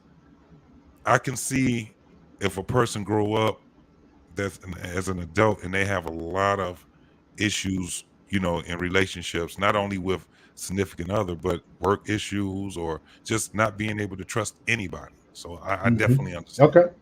Okay. We'll bring in Hink. I don't want the chat to be left hanging. Like, what's happened next in the video? Because it gets even worse. And I am aware of time, and I want us to just be able to cook. I'm actually pull back so people can just cook in a second when we get to the third video where it really, really, So really should I bring this gets video heated. down? Bring the other one. This the mama only one, and yes. And while you're prepping that, Okay. Hink, what's good? What's good? I don't know how much of the show you caught, but how have you been? How's your week been? It's all good, guys. It's all good. So, yeah, I've seen this video before, so yeah, so it's nothing new. But Mm-hmm. as far as me, how if I was a child, how I would feel, yeah, I probably wouldn't have a relationship with my mother. Mm-hmm. I probably would, and if it would took an act of God and a lot of therapy Mm-hmm. to in order to forgive her for something like this. It's one thing, you know, you know you I guess what we consider what a little white lie, Right. something crazy out of the ordinary. But when you take it to the point of what happened to this man, yeah, it's kind of hard to swallow, man. It really is. So Mm-hmm. Okay. Okay. And just before you play, I want to give a few shout outs. We have Sir Hale in the house, Lady Naboa in the house. Beautiful animated. Peace out, Corey. Thanks for being here with us. So welcome to those who are in the chat. It's interesting that most of what I heard is people were saying, I don't know, I don't know, I don't know. Please, we have people out there who will lock on to mama's words. And I forget who said it, but to the point where they would even have someone come see this man, a community come see this man about what mama said, and even later to hear that it was deception noted. I don't know. It was still lock on to mama's words. Let's take a listen to why mama did what she did.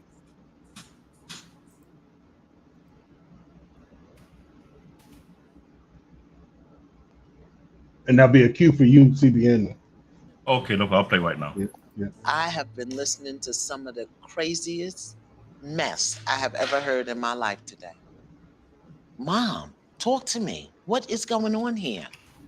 What's going on from my perspective is that I feel that my girls have been raped by their father, and they having that difficult time of really knowing the truth. Who do you believe was raped? Whitney and Nicole. You believe that? Yes. So how did you come to that understanding? When Nicole was 2 and 3 years old, she would go stand by the commode and scream and holler and use the bathroom on herself. And when Whitney was 3 years old, she would hide up under the bed when it was time for him to get off from work. I And you missed went to paying pause it. attention to what was going on with her because we were married. But after the domestic violence that I endured when I moved out and moved to my own apartment. So you left him? Yes, ma'am. Why? Was it because you... It was because he beat me down, drugged me across the road, and strangled me. All After right, that, pause. All right, I just want to add a quick line in there. Mama is saying that she got abused. She got hurt in the process. So far, those of you who've been saying, "Oh, I don't know how I would feel. I don't know how I would feel," if Mama said this part to you also about how she's been abused, does that sway your feelings? Does that change your thoughts? No, because she should have called the police. That's what the police do. You know what I mean? If you have a situation where you're being abused for real, you need to call the police and authorities. Don't make up a lie and damage your family anyway. You know what I mean? To tell that type of lie to get back at somebody because you can't physically whoop somebody. I mean, we see this all the time where people send somebody to come pay somebody a visit. You know what I mean? And people lie. You know, we see court cases, you know, where people get lied on all the time, and then all of a sudden, you know, they're found innocent. Well, in this particular situation, call the police and let them do what they got to do. I mean, if that's what happened. Isn't that a risk, though? You call it in our current climate, and if we're talking about a non-white family calling the police, isn't that something that's kind of fighting words too, isn't it? But here's the thing, though: if it actually happened, then they would have to document it, and there would be proof. That's all I'm saying. And if he strangled her like she said, then there will be marks. And drug her and all these different things, then there will be marks. Everyone of... Go ahead. I'm sorry, go ahead. I mean, not all of that. It sounds like she had plenty of witnesses. I think she had 4 daughters by then. Yeah. So she had witnesses. If he was brave enough to do all of that in front of them, and assault them girls like she says he did, you know, they had plenty of witnesses, and she should have took advantage of the opportunity. I mean, there's nothing wrong with getting away. That's what she should have did. She did right by moving out and doing all that, but she still should have called the police. Because regardless, if it's her get drugged or the next one, should nobody have to go through that? You guys also have to know this, right? If a black woman, if anybody ever calls police for a black man, you guys know what is going to happen. Yeah, The police don't show up based on race. As long as it's a police against a black man, they don't show up because the woman is black. They don't show up because the woman is black or white or Hispanic. They show up because it's police against is somebody against a black man. We all know that. So to me personally is this: if she had guts to make up a rape allegation, she will definitely have the guts to make up.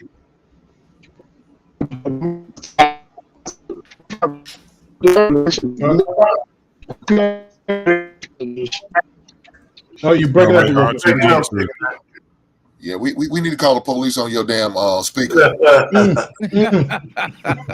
Right. But here's the thing: even if she did, here's the thing: if she did call the police and she lied, you can get in trouble for filing a false police report. Absolutely. So the burden of proof is, up to the police at that point to make a decision. Bob, but I want to throw in there, and I think I hear what he's trying to say, and we also have the White School podcast saying, well, wait a second, aren't we talking about, if you look at her, probably her age and her time in life, where black women don't call the police. What happens at home stays at home. Does that make a difference? I probably. But is that really true? Is that really true? I mean, black women call the police on black men all the time. You know, so I don't know if that's true at all. Now, listen. I mean, here's my thing: if she's lying about the domestic abuse, then that's in the same. That's just on the same coin as lying about the violation of the girls. So she wouldn't want to have the police involved from that level if that's a lie. If it's true, she should have called the police, right? Because and here's another thing, and I know that, when the police get involved with anybody black, it's a dangerous situation in general. But when we really look at the numbers, the vast majority of encounters between black people and the police don't end up with what we see on TV. So we can't just say, oh man, so we got to be careful. Yeah, I agree with that, but we got to make sure it's not just YouTube talking points. In terms, and I don't even want to sound like I'm defending the police. The vast majority of encounters between people and police don't end up like what we see on the news. Okay. No, yeah, I think at the end of the day, his well-being shouldn't matter if it's true. If it's true, that's exactly right. It doesn't matter if it's true. Again, allow that to happen. Hopefully, like you said, the officers do their due diligence and they look at the facts and then they weigh the facts out and move accordingly. But if it's true, it shouldn't matter. I mean, look, I'm not going to care about the person who's hitting me, his well-being. I don't care if the police take him down. If I'm getting my ass whooped, I need some help. I'm not going to keep taking his ass whooping by this man. So yeah. You do what you got to do. I don't care what you do to him. If that means you take him, we got to plan a funeral for them for my ex-husband and my son of the father of my kids. So be it. Because at the end of the day, it's my well-being and these kids. Because who's to say if that physical abuse don't get turned on them kids? We can't have that. So let me ask you this before you go, JT. Let me ask you this, because I want to put a perspective in there.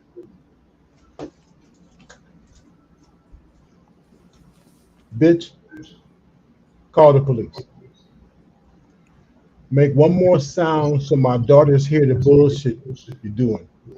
Fuck around if you want to. You're going to wake up in the morning not knowing what happened. Shut the fuck up.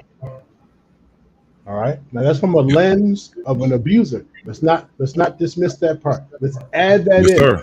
Are we still calling the police? Are we still just dialing the numbers right away? No, that takes calculation. That takes some calculation.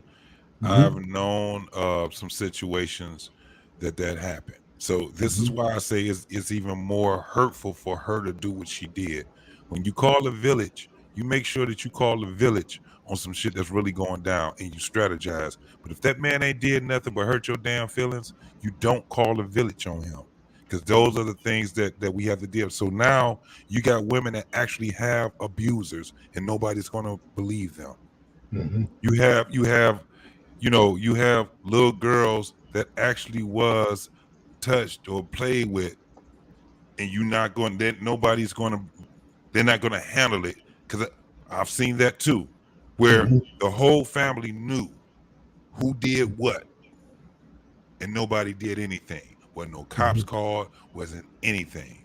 And then they grow up and then they wonder why the person stayed away from the family, don't have any love for the family, all these different things. So when that woman said, that's why it affects people like myself when I hear a woman put that on a man that was 100% innocent. That's the craziest part. And then you not only hurt him, but you hurt you guys as kids. She didn't care about anybody. I don't think she even cared about herself. Who would want to go through that type of scrutiny? Who would want to live with that type of scrutiny? That's crazy. Okay. All right, Hank, what were you saying? The thing about it, she was brave enough to leave it. So she talked about that.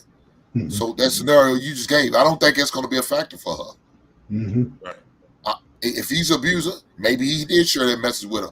That still didn't stop her. She got away, did what she did. She left him. She said she left him, moved out. Cool. Good point. Good point. Good point. CBN, she should have still filed it. I'm sorry, go ahead. CBN, can we play one more minute of it? And then after that, gentlemen, I want to switch to the final video, which is the one that's going to probably push the most buttons. And we can really get at it. So pause us for a second. Right now. All right, thank you. And about one more minute of this one, please. Incident. During that year, he had called and said he wanted to get the girls. However, when he came by to get them, he said he just wanted Whitney. And nevertheless, I told him, make sure you bring her back because they have to go to a vocational Bible study. And of course, he was late. But when Whitney came in, I wanted to get her dressed and ready. And then when I pulled her panties down, there was blood. And when I saw the blood, I instantly picked up the phone and dialed 911 and said, their father, he had Whitney, and she was there back at my house with blood in her panties. And so what happened then? Police came and got him and arrested him, and we all went down. So everybody had to be examined. Your memory may not be your best witness to the truth. Mm. When I start hearing stuff so crazy, like the young people say, I had to go look up the receipts. Some of them from just public records. The other medical reports that I have here do not conclude it was rape or molestation. Did you know that? Mm-mm. We have one document that it was indicated that what was originally reported to be blood in her panties was actually popsicle stains. Mm-hmm. Did you know about that? Yeah. If it was popsicle stains, what was the conclusive evidence that this man sexually molested his children? When I pulled her panties down, I saw blood, and I took her to the hospital. And a lady came in to examine her, and she took the panties. When we made it back to court, they were similar. They were Pause. brand new. Did you pause? All right. right. Now, before we respond, actually, would you play like the last 40 seconds? Hopefully I can speak over it and you'll hear me. I want you guys to look at the body language. The medical results said nothing happened. Mm-hmm. Did you know that? Watch the body. Mm-hmm. Look at the arms right now. Look at the arms. How far women go back? 306. No. I don't see the time out here. I'm just saying about maybe 30 seconds. 30 seconds. When she's talking about when she takes the paperwork out and says, "Look, the medical exam said nothing." Look at Mama's response. Almost like I don't give a damn. But see for yourself. Let's see what we think.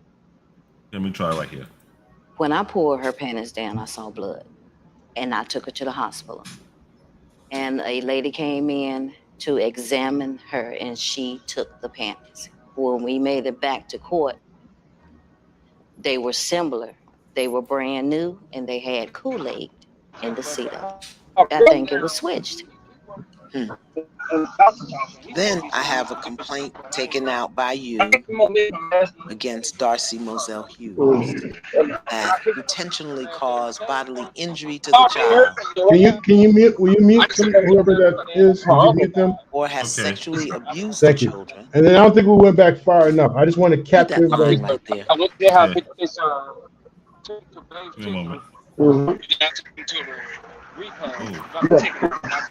think it's moving it down. Perfect. And then for the mute, thank you. Want to continue to play it? Yeah, sure. I want to capture some of the body language, but I think we got it.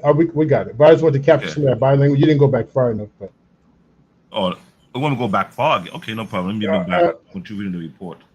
I think that's what you're looking for, right? Yep. All right, right there. Thank you. A little closer right here. It was rape or molestation. Did you know that? Mm-hmm.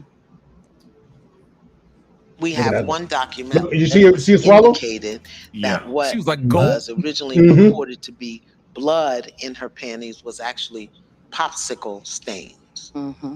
Did you know about that? You see, capture that audience. If it was popsicle stains, what was the conclusive evidence that this man sexually molested his children?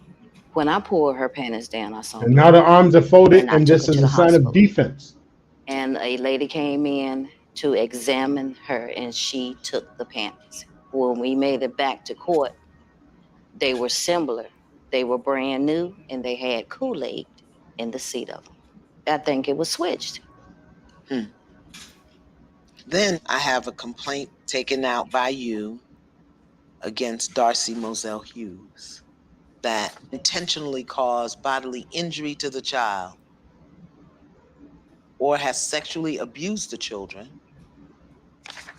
Read that line right there.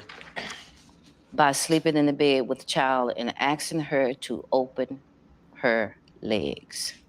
That would have been Whitney.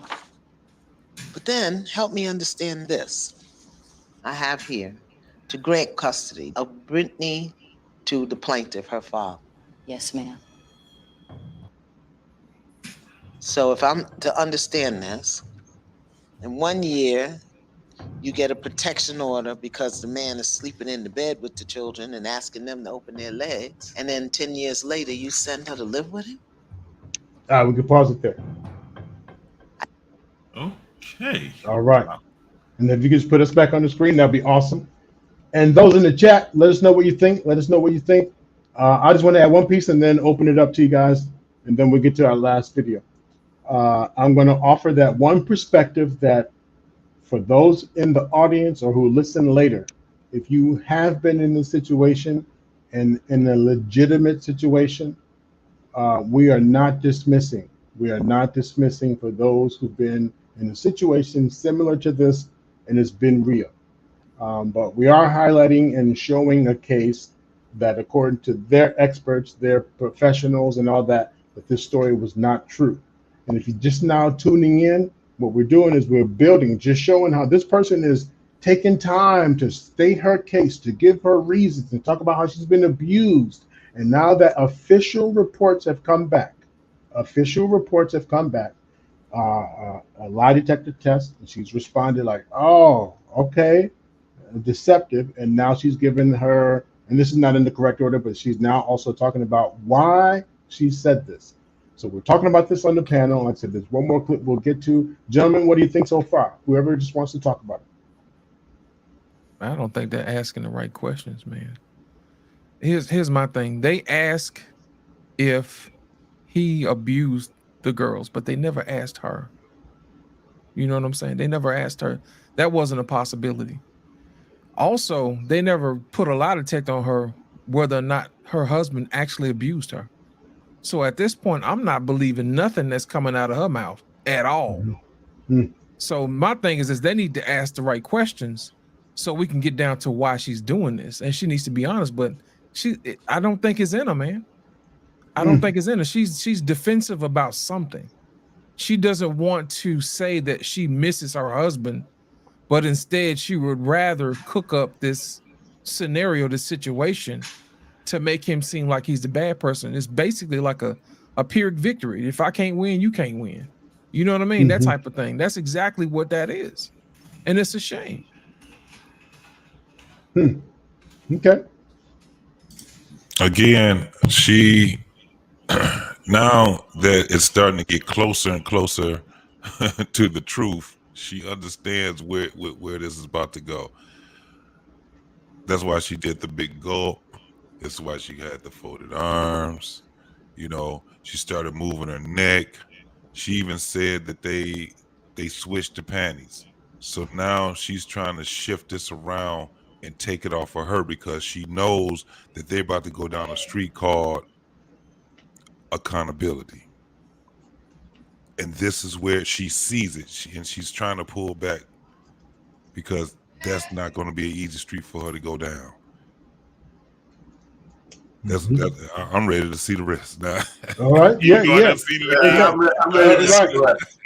Yeah. And Hank, I want you, if you don't mind, I want you to be first to respond when this next video CB. And if you have the last video where they're actually going to bring in the father and have this conversation, we'll play it through because I want you to hear the conversation between her and dad, and I also want you to hear is it the one that he rejected response. the apology or the one? Nope. I'll say. I was trying to find out. I didn't want to say Yvonne apologized to Nicole for a decade of hurt.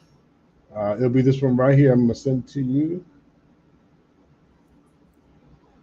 I got a bunch of these when I was trying to make sure I find the right one for you. You got it. You got it. This one right here, sir. Okay. And a couple of things I want us to listen for. I want us to listen to the conversation with the dad, And then when after we talk about that, I want to talk about Okay, give me a moment. It's gonna mom's take a while. response. Mm-hmm. And again, I'm still hearing, and maybe it's just you guys on the panel, but I'm still hearing about all this love, all this pushback to mama. But Tupac made a song, right? Mama's a crack fiend mama, but he was still down with his mama and damn the dad. Damn the dad. And mama was a crack fiend. But she still was a queen, mama. Whoa, Black say it queen again. mama. She was Yeah. still a Yeah. black queen mama. I hear this pushback, but I'm wondering, I know some people out there who down with the cause for mama. All right, check this out, folks. Ready? Yep, let's do it. Today, we're going to clean up the infection. We're going to tell the truth. Mr. Monzel, in your lie detector test, you were asked, did you have any sexual contact with any of your 3 daughters? You said no. And the lie detector said there was no deception. Yes, thank God. How does that feel for you? And that your daughters know it. Well, I felt they always did know it. You felt they always did know it. Mm-hmm. And didn't speak it because? They didn't know no better. They wasn't told no different. Miss Yvonne took a lie detector test and said, did you make up or exaggerate any stories with the intention to harm Monzel? She responded no, and the answer was deceptive. Love Then and when to pause. he asked you, did you say something to the effect of, I'm going to make sure you're never happy again? She responded no, and the answer was deceptive. So Miss Yvonne has acknowledged that her story about you touching your children in a sexual way was not true. Pause. Hank, what's up? Look, What do we think? and look at his eye, look like he's ready to jump over and choke the shit out of her. And I wouldn't blame him. I'm the first one. I don't condone violence against a woman. But goddamn, baby, you dead wrong for this. You dead wrong, man. And if there was any laws that we could press, or charges we could press against this woman for this, they need to be pushed to the fullest. If I was that man, I would definitely charge you with defamation of character, man. And for any charge I could get pressed against for lying, filing photos, I don't care how far back we have to go.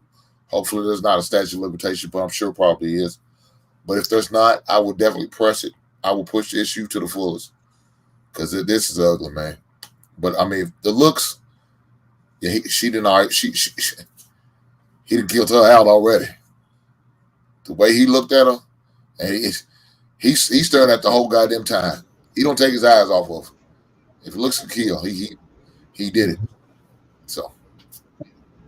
Okay. All right. I just want to get that one response because there's one more piece to this, and then we can all cook. And I know it's getting late for people on the East Coast and so on and so on. But it's a must that we catch this next piece. CBN. So, Miss Yvonne, is there anything that you wanted to say to Mr. Monzel? Why didn't you fight for him harder if you knew you didn't do it? And right there. Would you repeat that? Please repeat that. Boy. Repeat that, please, one more time. Why I gotta repeat that? This is too much for me. You got to play that.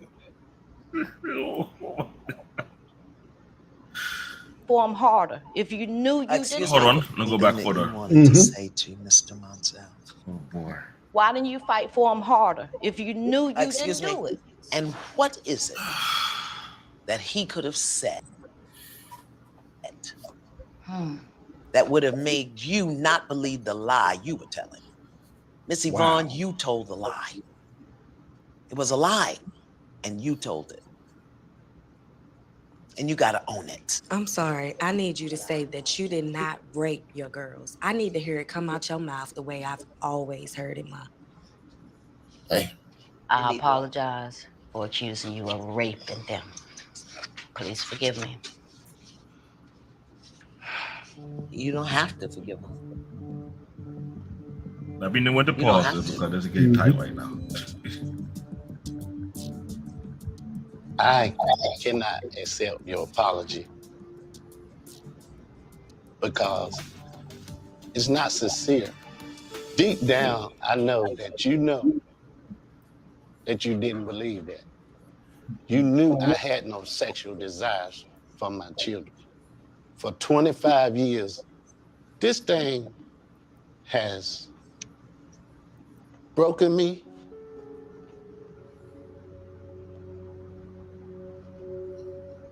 You don't know. It has affected my life in ways I can't even count. All right, pause. The things that you I'm sorry, I'm about to punch your tooth. Yeah, take it away, gentlemen. What are your thoughts? 25 years I've lived this lie.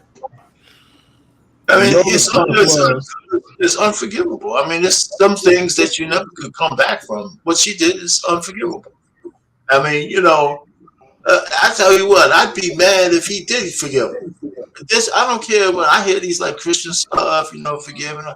Some things make me even madder. I say sometimes you just gotta let people take the devilish stuff with them straight to hell. And you know what? To forgive and all that kind of stuff. Hey, I'll leave that up to Jesus Christ and those guys. I'm just another human. So, hey, listen, this was an unforgivable act. And I don't think the video didn't really tell us what he actually had to go through, the stigma, the scarlet letter. I don't know if he did time. Did he do time? All that kind of stuff. Or everybody thinking in your family and everywhere else that you actually, an essay of little kids. That's the worst. That's one of the worst offenses ever. Let me add to the content. So Let me add to the content. well, Based on the county they're from, he said he lost his job and he had to relocate right. to another county because of the lie that was put out. Damn.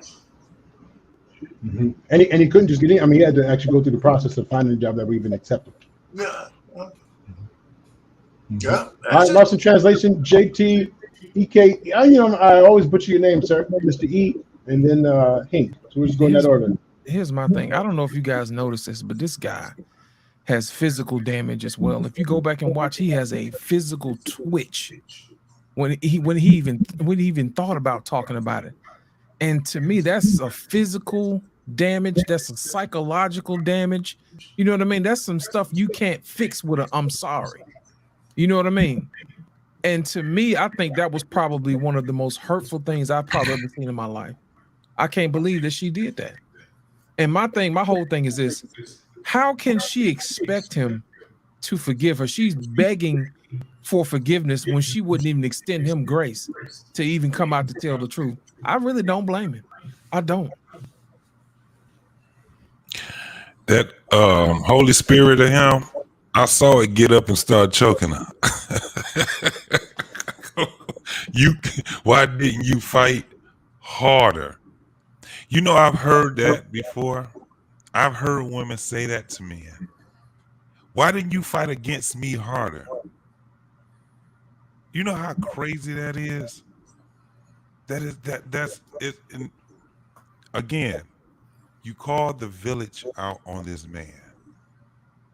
And yeah, the job and think about the stigma he had to deal with and the rumors that was out there. Neighborhood and the family, all these different things that she did. And for her to come out and say, you could have fight harder. It's crazy.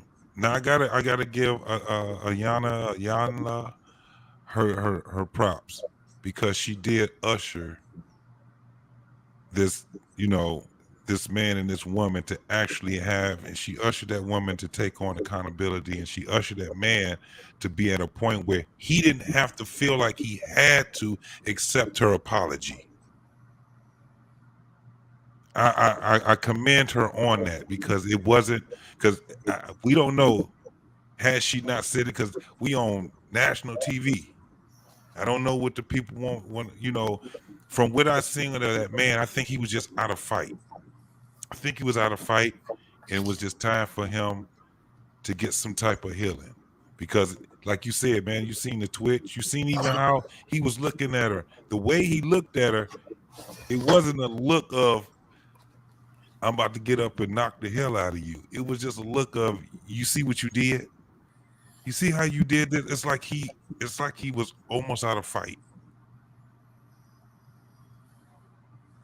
I need to say something after this. Yes. Look at it this way. Hold on. I need to give an acknowledgement, because we came from I was on an earlier broadcast, and I can say something, and I had to give an acknowledgement. What she did is based on an environment that created a lot of women like that to do such things without no accountability. Because I remember I watched this show live. I wanted to punch my TV set because of this show. This particular episode, I wanted to jump in and strangle the woman. I was like, oh, hell no. But to watch the guy, I had to put myself in his shoe. How would I feel? What would my mind would tell me? How my body going to react? I think you're taking advantage of me, Black Dave. That's how I feel right now. You know good and well, if BMU were up here, he would not be having you tell this long story, cutting Mr. E. I know. Yeah. Nice try. Mr. E, what were you about to say? Hold on. We'll let you cook later, Dave. What were you going to say, Mr. E? That's how I feel about it. Go ahead. Mr. E, what's up? Yeah.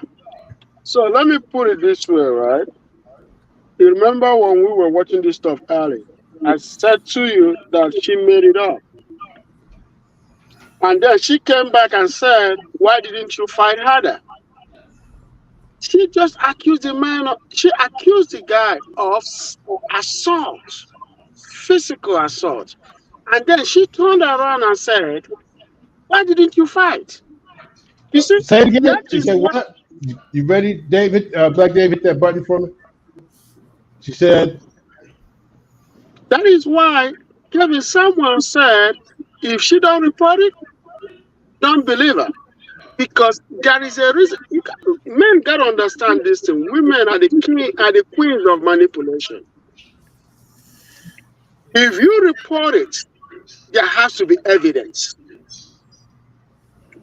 And you can't have public opinion anymore because of evidence, right? But to be able to win right now, then we'll go to public opinion, which means allegation without investigation. So when they made that allegation, right, it takes years for the proof to come out. By then, the damage is done. So she will make these allegations and get everybody riled up, get women in their feelings, and get men talking. And guess what happened after many years? She had the guts to ask this man or tell this man, why didn't you fight? After accusing him of fighting. Mm-hmm. I can't press the controls, and I feel like I'm robbing the show, the traditional Friday night barbershop, right? So would you hit that sound effect? Hit it, Black Day, first when she said it again. No, where the lady said you should have fought harder. You had that queued up. I apologize, ladies and gentlemen. I don't have the buttons. And Black Day now. Hell no. Yeah, but cue up where the lady actually said it with her voice. Yeah, why did you fight? Yeah.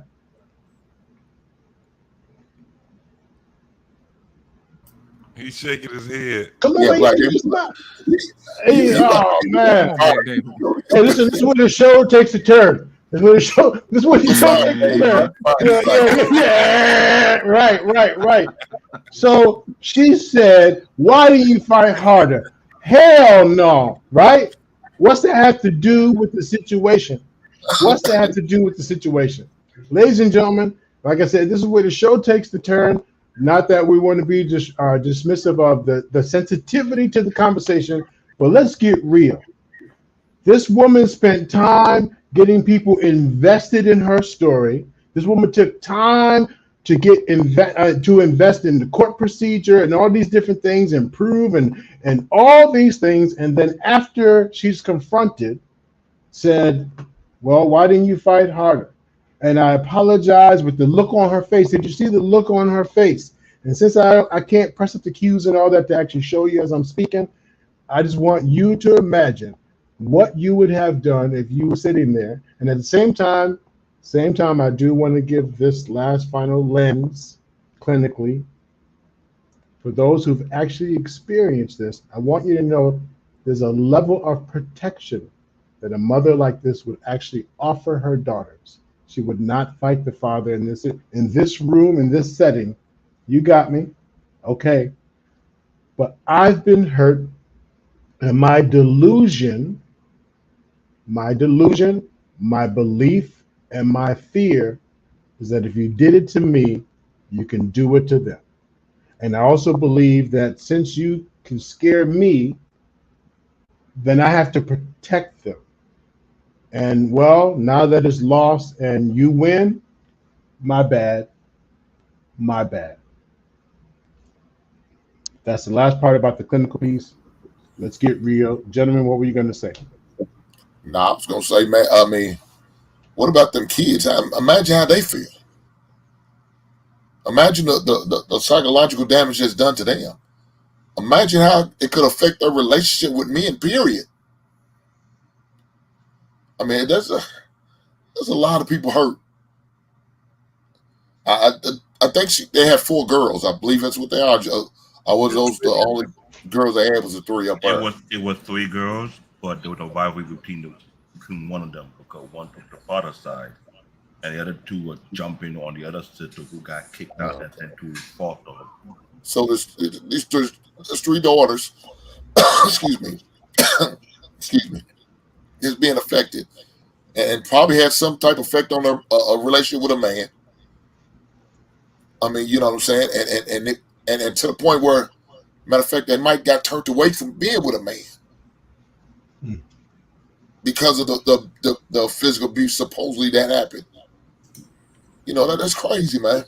That is crazy. So it's bad all the way around.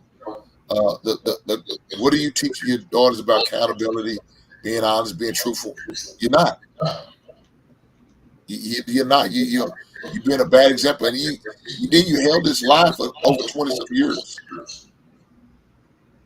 So I mean, what type of person you have to be to sit there and hold that lie, even after you got proof, evidence, and went to court and found out something differently? You still roll with this lie because you wanted to save face. You didn't want to look bad in front of your daughters. The hell with looking bad. How about being honest with your daughters?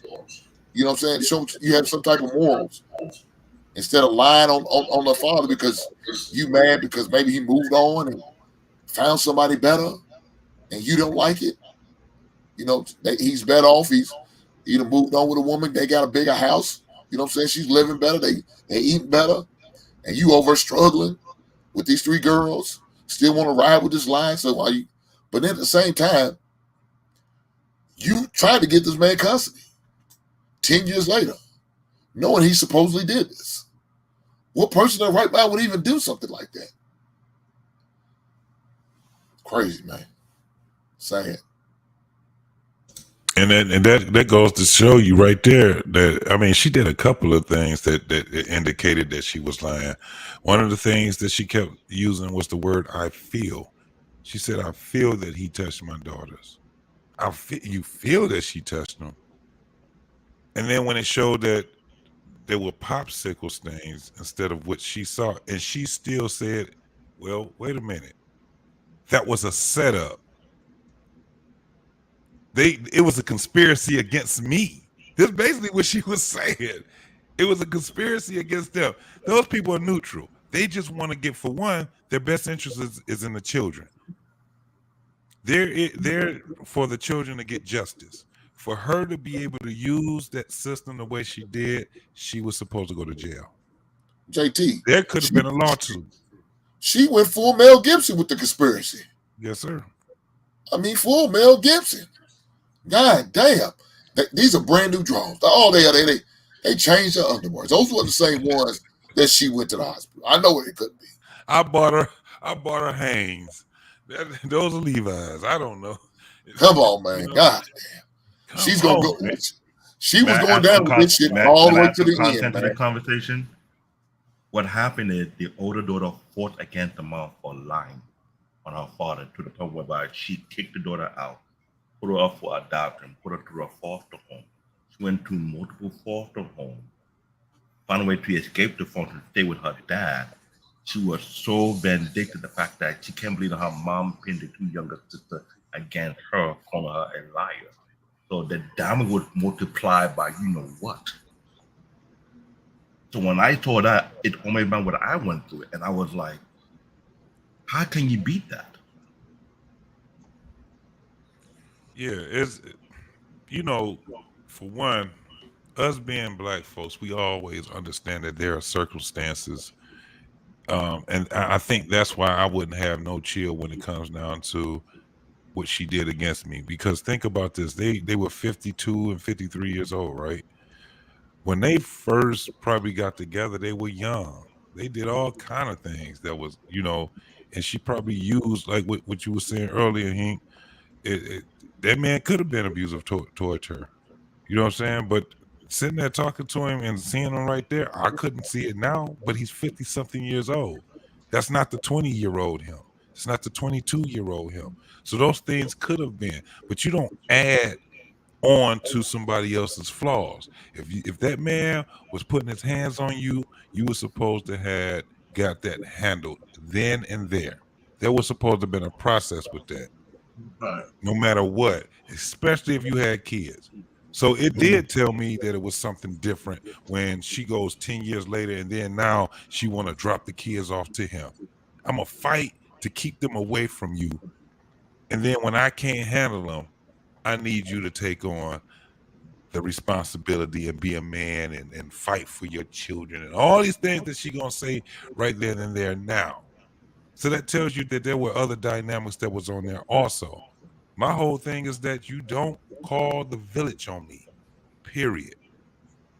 She called the village. That man could have, literally, somebody could have came and seen that man from the family.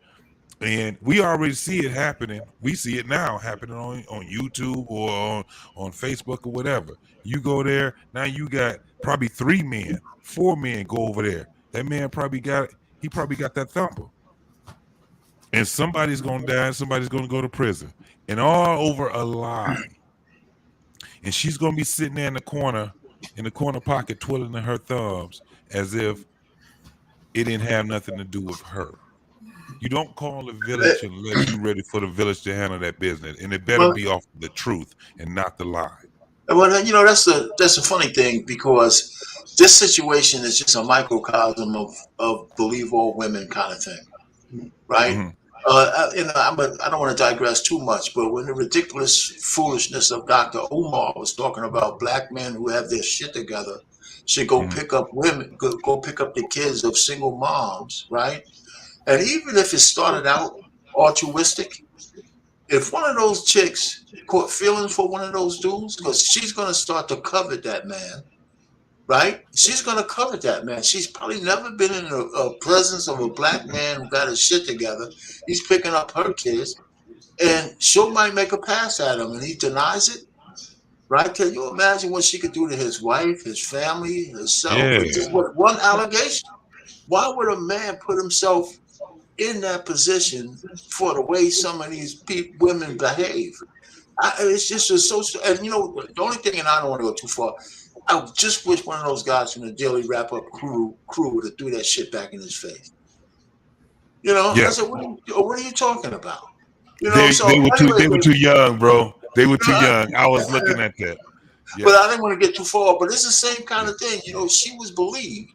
And the only not saving grace, but if she was really abused, and it made her go down that path as opposed to a path of her getting justice and really protecting those kids, then she just not made a mistake. She went the wrong way, and she annihilated her whole family, destroyed her husband and those kids. She destroyed everybody, because of her pain, if it was really true that she was abused. And so she gets no pass. And the guy couldn't even get mad at him. You could tell we were looking at a man. Yeah, he was out of fight, man. He was so out of fight where it's like, damn, it was overwhelming for him. Men got to be real careful. National TV. Let me also say, men just got to be real careful. It almost sounds paranoid, but you know what? If I'm at an elevator and there's a woman there and it's just me and her, I don't get on. I don't get on. I'll wait for the next one. It sounds crazy. If I'm a boss, you got to be careful who you mentor. I mean, women put us in this position. They did. They have. It's really dangerous. It's like they're a weapon. They're like a walking weapon. And so I hate to be selling that paranoid, but I tell women, be very careful with what you say about a man and all that kind of stuff, because they literally have our lives in their hands. They literally do, because it takes so much to clear your name. Michael Irvin still doesn't have his name clear. Yeah. Doc, I'm going to talk about that's crazy. What we talked about earlier about making sure you bring the fight. You know what I mean? A lot of people say you don't go back and forth with a woman. I said that's BS. You know what I mean? Because a lot of people would have shamed this man and called him a lame. You know what I mean? For him sticking up for himself. And as men and women in the community, we got to stop doing that. We got to stop pretending men don't have emotions. We got to stop pretending men don't have feelings. You see what I'm saying? And to sit up there and say, oh, he's a coward or he's a lame or whatever, you know what I mean? Because he don't want to go back and forth with a woman. I think that's cowardice. It's pathetic as a man. You're afraid of a woman. You see what I'm saying? The only reason why women think that they're smarter than men is because we as men don't speak up. And that's our problem. When somebody's lying on you, you have the right to defend yourself. You have the God-given right to defend yourself. And anytime somebody crosses you, they need to know you mean business. Now, you don't have to always act every time, but my thing is they need to know you're capable. And it's up to them and how they decide they want to deal with it. But this particular situation, when she said, why didn't you fight? The first words that have been out of my mouth was, why did you lie? Yep. Why did you lie? And then let her deal with that, because she's just the one that created that. And she wanted to put the shame on him. Why did you lie? The significance of this lie, though, what's that fight really look like? The significance of this lie. Can we do that? Because mental health is real. Mental health, shock, traumatized is real. How do we fight? But the whole family's been traumatized. You see what I'm saying? The whole family's been traumatized. How does that man know? How does he, and I don't mean just fist fight, but how does he fight back? I think that's the only recourse he has. But I think that every man has to maintain the asshole in him. I'm telling you, every man needs to maintain some form of asshole. My father had it in him. He always had it in his back pocket. Shit, he had it in the garage too. And he made sure that I kept that asshole in me. The reason being is because I stay solid on my stance. I don't go off of what I feel. I always go off of my stance. If me and my woman, I guarantee it's going to be the same way. If my woman do something to tick me off, it's going to tick me off, period. It's going to tick me off, and I'm going to handle it just like how I've always handled it. I'm not a man that exudes my violence and everything towards my woman. But intellectually, we're going to have some war. It's just going to go. And logic is always going to be right there in between us. It's going to be logic that I'm going to fight her with. So I don't have to fight it with her too much. But it goes to what Lost in Translation was saying. We got to be at a point where anybody, when they come in that force field, we have to be at the point where we have to be able to battle with them. That's just what it is. I've never met a dude that stands on his square, that will not only battle a man, but he would battle a woman, right? But this is not the man that's going to sit back and use these. He's going to use this right here, and he's going to use the logic. Mm-hmm. I'm gonna And I tell think you that shows a lot. one of the cats I've seen do it, and I've seen them do it well. My boy Hink. It would be women that comes up there, and Hink would intellectually destroy them. I've seen a couple of guys that would do that. He don't go there and go tit for tat and argue with them. He bring them right there where they at, and he let them know exactly where they stay, and then he say, "Hey, okay, sweetheart, it's over with now. It's done." You know what I'm saying? Because what we trying to do? Are we trying to murder or trying to? No, we confident in who we are as men. But at the end of the day, when you step over that line, you have to know that you stepped over that line. And if you don't care that you stepped over that line, now you got to feel the wrath. There's going to be consequences that have to deal with that. And the person in their right mind, they're going to step back eventually. They're going to be like, okay, logically, that made no sense. And then they would go back. But we do have to fight back. We do have to speak up, and we do have to let people know when they cross the line with us. Absolutely. I mean, you're talking that logic, but when we're in those emotional states, I mean, would a man be wrong? Now that show, keep in mind that particular show is not Jerry Springer, right? So they want it to be a peaceful resolution at the end. But would it have, minus the show, would a man have been wrong to be like, see, you done fucked up. You fucked up. You done got all my girls on. Or would he have been wrong to be like, wow, you was an evil bitch? I mean, and minus those words, but would a man be wrong to actually express how he truly feels, understanding that she might then get in her feelings about it? Is it wrong? Or should he protect his daughters? Should he protect his daughters and let them see that he took the higher road? I probably would go to jail protecting my daughters. I probably go to jail being in contempt of court because of what she's doing. You could not get me. You cannot be sitting back and telling me and trying to tell the whole village that I am a rapist.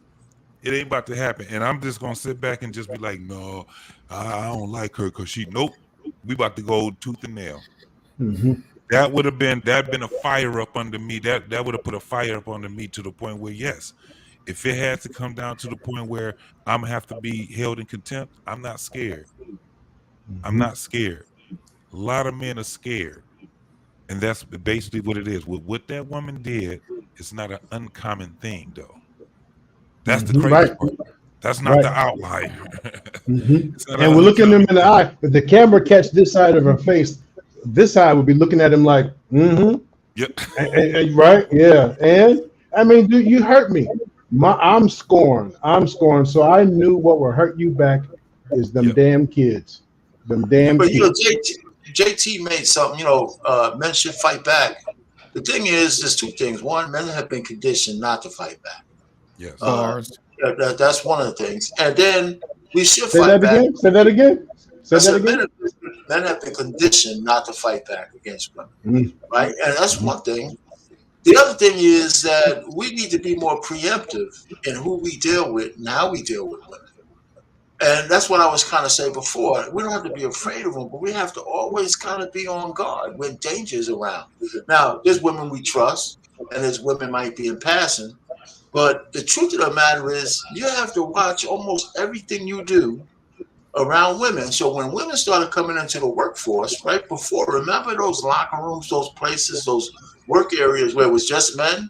There was no holds barred on what we talked about. We talked to each other any way we want. We weren't putting no HR requests and shit in there and stuff like that. So it took some time to get that out of the workforce because some woman got shamed. He wasn't even directed at it. You cursed too much. You did this. So we acquiesced to that kind of stuff. And it just started permeating and all that kind of stuff. I used to tell some guys, I like going out. Right? I'm going to be shut up after this. When we're around women, sometimes you go out with the fellas so you can have a no bars hold conversation. But sometimes you want women to be out because you want to be around ladies too. But the conversation changes when they're around. It just does. It has to have a certain level and you have to always maintain some kind of decorum. So it's just the way it is. But sometimes women use that kind of privilege as a goddamn weapon.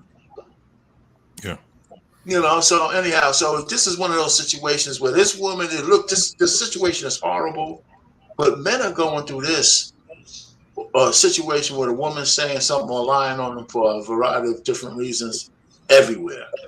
I mean, it's prevalent, right? What's the damn actor's going through it now, and Jonathan Majors is going through it, right? And some of it is his fault. What the hell are you doing with such a ratchet honey in the first place? Come on, So anyway, and I mean, just so let me ask there's so many places we can go with this. Mr. Barbershop. Mr. Barbershop. Would it the same way I asked? Would it have been wrong for him to say blah blah blah blah?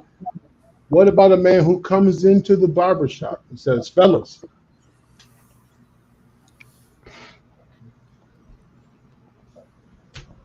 this woman done lied on me"? Can he do that? Is that okay? Do we have an environment where we can I accept? think that's who he's supposed to go to. I think that if it's his homies. If it's his homies, I done had my homies that came to me, man, and then when they broke, because I don't see, it's not like they crying every day, but when something like that is affecting them, I mean, you want to talk them off the ledge because they go from, being hurt to being angry, and you don't know what they're gonna do from there. When you look at all of these stories that you got these guys over here and they deleting these women, that's because they ain't had no homies to talk to. They didn't have nobody to talk them off the ledge. That's right. So if a man is sitting there, I've done it. Yeah, Would you encourage him to cry? Because it doesn't start with crying. Usually, it usually starts with, man, this. Yeah, I get into the moment with them. You dig what I'm saying? If they out there crying, I'm tuned in now. Because my whole thing is not to get them to stop crying, is to talk them off the ledge. Because there's another process that comes after the crying. I don't want them to go and then they leave me. They go and start drinking liquor. I know. Have a shot with me. You know what I'm saying? We'll sit back. We'll talk about it, and then we can start relating, because the burn is still going to be there. But I want to talk them off the ledge. That's what. No, I need him to do all his crying and everything right now. Everything that's in his head and everything that he's working out in his head. Work it out with me. You want it out. Yeah. I don't want him to leave me, and then next thing you know, he's on the 2 o'clock. When a man can come to another man in that condition, and if you know that person, we just don't do that. So if he's in that condition, you know there's something seriously wrong, and you might be the one guy to stop him from doing something, right?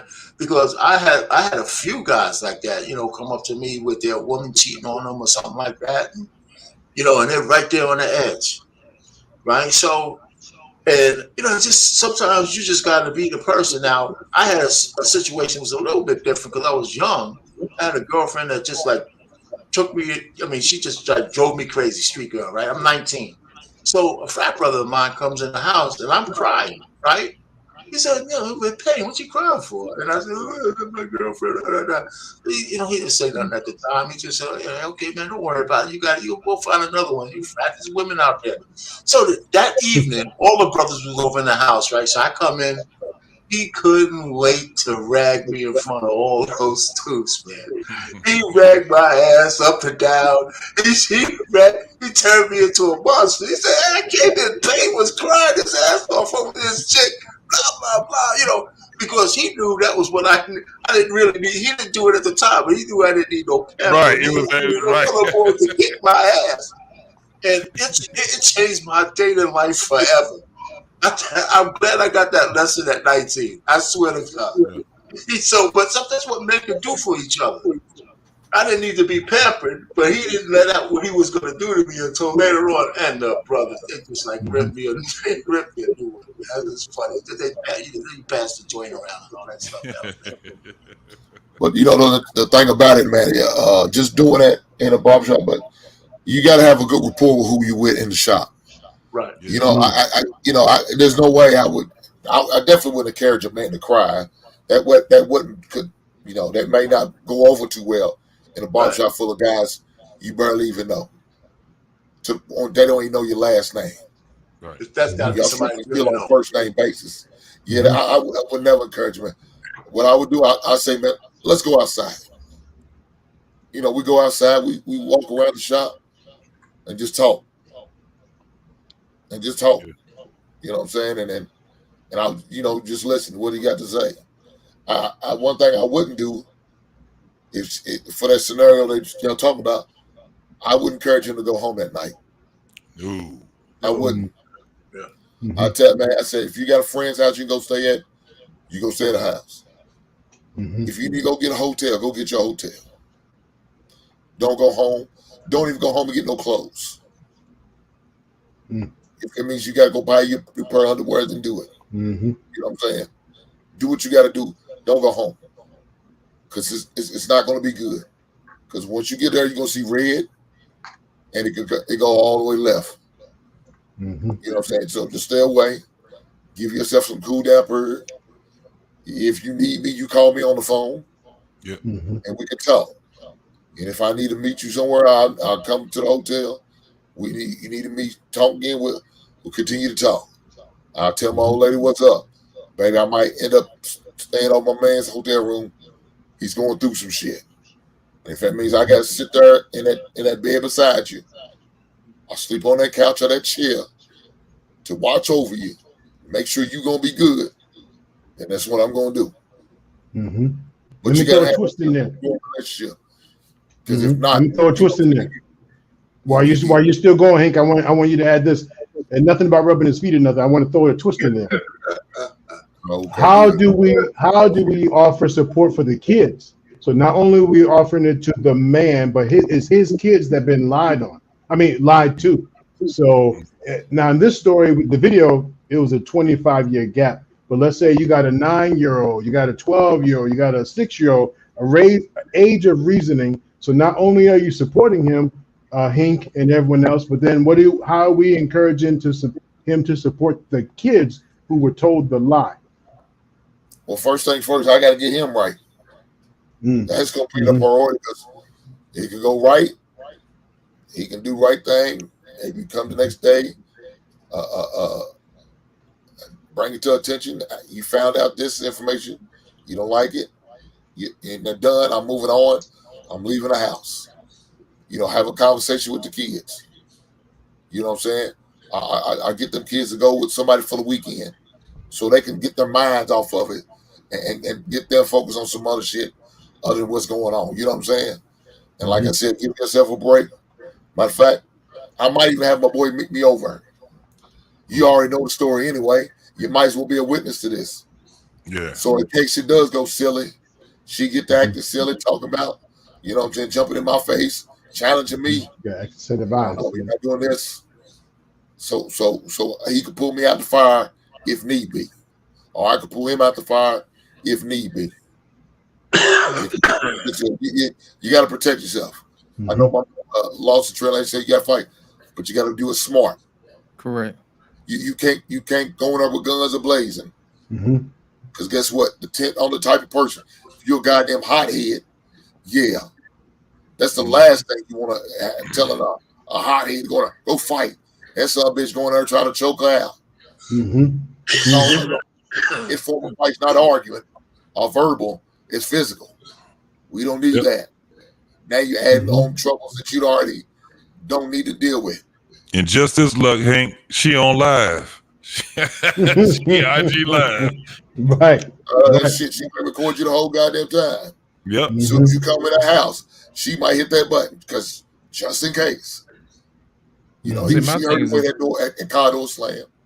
So my thing is just a lot of people don't think that men are capable of the theater of thinking. You know what I'm saying? Yeah. And when you finally run across somebody who can match your wits, you know, women kind of back down and know, oh, I can't play with him. You know what I mean? Yeah. It's one thing for you to physically oppose somebody, but when you can mentally wrangle them, then you're going to get your respect. Because they're like, I ain't finna do it because he ain't going to back down. They got to know you're going to bring it to them. And you got to know what you're talking about. And that takes time. And that takes practice. You know, speaking of time and practice, I suggest impending the vetting session. I think everyone on this panel I've heard before talk about the vetting process. Knowing your woman. Now, if she told, because in this story, it wasn't like They weren't together already before the kids. So he had plenty of time to get to know her shenanigans, the type of person who would lie, the type of person who gets caught up in their mental health, unhealthy mental health, or their addictions. How well do we know our women? Do we know we have the type of person who they have anger issues? We already know that going into the relationship. Do we have a person who we've actually heard lie on other people, and we just kind of sit bobblehead like, damn, that was, oh damn, who we see get into the gossip, man, this damn, ooh, this, hold on for a second, I'm a fix this motherfucker. I mean, we already know some of these characteristics. And then how well, I'll land with this, how well do you know yourself? Because if I don't have this village, the barbershop, the village, any member, any group that I can go to and say, brother, can I get your help? If I'm managing it myself, how well do I know how to regulate? Do I know how to use breathing and meditation? Do I know how to use going for a walk? Do I know how to use exercise? Do I know how to use, if you're doing your edibles or prescribed meds and all that, something that's going to help you, cool. But how well do you know how to manage your own self in case you don't have the village and you don't know how to manage your woman? Well, here's my thing. You have to have education, man. Education should be an ongoing thing for you as a man until you die. Because there's going to be things that you're going to learn along the way that's not going to make sense until you run across it. You know what I mean? I don't know if you pay attention, but the new hot word is narcissist. You know what I mean? And then everybody wants to throw that word around until you actually start doing, some research. And then when you start realizing that the people who are using it are the actual narcissists, then you start thinking, okay, let me read a little bit more. Okay, they spotted, they got it. Okay, now you start dealing in what you need to do. And then when you get to the point where you know exactly what you're dealing with, now you can pretty much know where you need to go. There are certain people that are around me, I won't tell them certain things because I already know that they're insecure about certain things. You know what I'm saying? I'm only going to give you enough information that you can handle. There are certain topics that I can't talk to other people about. Deep topics, wild topics. You know what I'm saying? I can't talk to you about that because your mind ain't ready. You know what I mean? All you can handle is Real Housewives, Atlanta, or Potomac, or wherever this place is. You know what I mean? Right. Just last week, I had a conversation by myself about epigenetics and how DNA can be altered by trauma. They can't handle that type of information, man. Right. You know what I'm saying? As a man, you need to know who and what can handle what in your life, and everybody plays a part, and you should always be paying attention to what's going on, how they respond to that particular stimuli, which is yourself. And every now and then you should tweak it and change it just to see if they can handle that. But my thing is this: you have to know yourself first. You got to know yourself. You should always be learning. You should always be reading as a man, because readers and leaders go hand in hand. You know what I'm saying? So you can't lead anybody else if you don't read yourself. So always educate yourself as a man, because you never know what you're going to run against. Always take notes, look over the day and see what you came up with. You know what I mean? That type of thing, and just keep going. Don't rest on your laurels. You know what I mean? Never get bored. Always be learning. Always be reading. You know what I mean? Always getting better. Always getting wisdom. That type of thing. Always. Don't stop. And what's going to happen is sometimes that'll rub off on other people, and then they get smarter, and then your circle improves. You see what I'm saying? So those are some of the things as men we have to get used to. We got to say, hey, look, don't get complacent, man. We just getting started. You don't stop until you leave. So we have to hold each other accountable and say, hey, what else would you like to know? You'll be surprised if you had a conversation with someone, everybody on this panel, they probably know something that you don't know. Tap into that. Tap into that. You never know. Y'all probably communicate on a level that you probably don't even know you could. Or you guys understand a topic that the other person didn't know. That makes for great conversation. You know what I'm saying?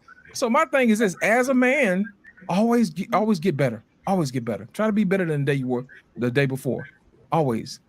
Yes, sir. Those very, very good points. It's funny because when I retire, you get a lot. When you get close to retiring, you get the question you get the most is, what you going to do with all that time? What you going to do as opposed to going to work? You get your 40 hours back, or more like 50 or 60 hours back in a week. What are you going to do with that? I retired during the pandemic, and so we were locked in. And so what I did, I started to write. I got a pamphlet of 1 pages. I called it Thinking Out Loud on Virtual Paper. And just hitting different topics that I would just write about. Right? I mean, I had no real editors, but I talked about a lot of stuff. The pandemic, I said, think about the pandemic and we were all isolated. If technology wasn't where it was, we would have been in some really big trouble with that lockdown. The fact that we could still at least reach out because of technology and cell phones and Zoom and all that kind of stuff that was available, that whole thing of working from home and all that. Yes, I wrote something on that, the pandemic, the way the Democrats and the Republicans looked at it. I wrote what I thought about what's one side thought this, the other side thought that, and here's the difference. And these kind of things just keep your minds going. And then when I start going to these YouTube spaces, I said, I got opinions about shit. I mean, I don't have to be, some professor somewhere. If you live long enough, you got opinions. Now, whether you're saying your opinion is the right one against everybody else's, that's one thing. But I was an engineer. I lived the whole life. I had a family. My kids are educated. My wife is chilling out, tolerating me and shit like that. So I said, let me go to these YouTube spaces and just start doing little videos. So that's what I look at. So it keeps me busy and keeps my mind moving, And then, of course, I like my own little pet peeves. I like the stock market and fooling around with that and invest. So I try to keep myself busy. That's why this panel is great, because this is a nice conversation. When I first saw the title, I was saying, well, what do I have to offer that? But then again, as you start talking, you start seeing, some of these things touch you, and sometimes you just need a memory jog. Right. Well, here's what I'd like you to offer too, if you don't mind, because you're married, right?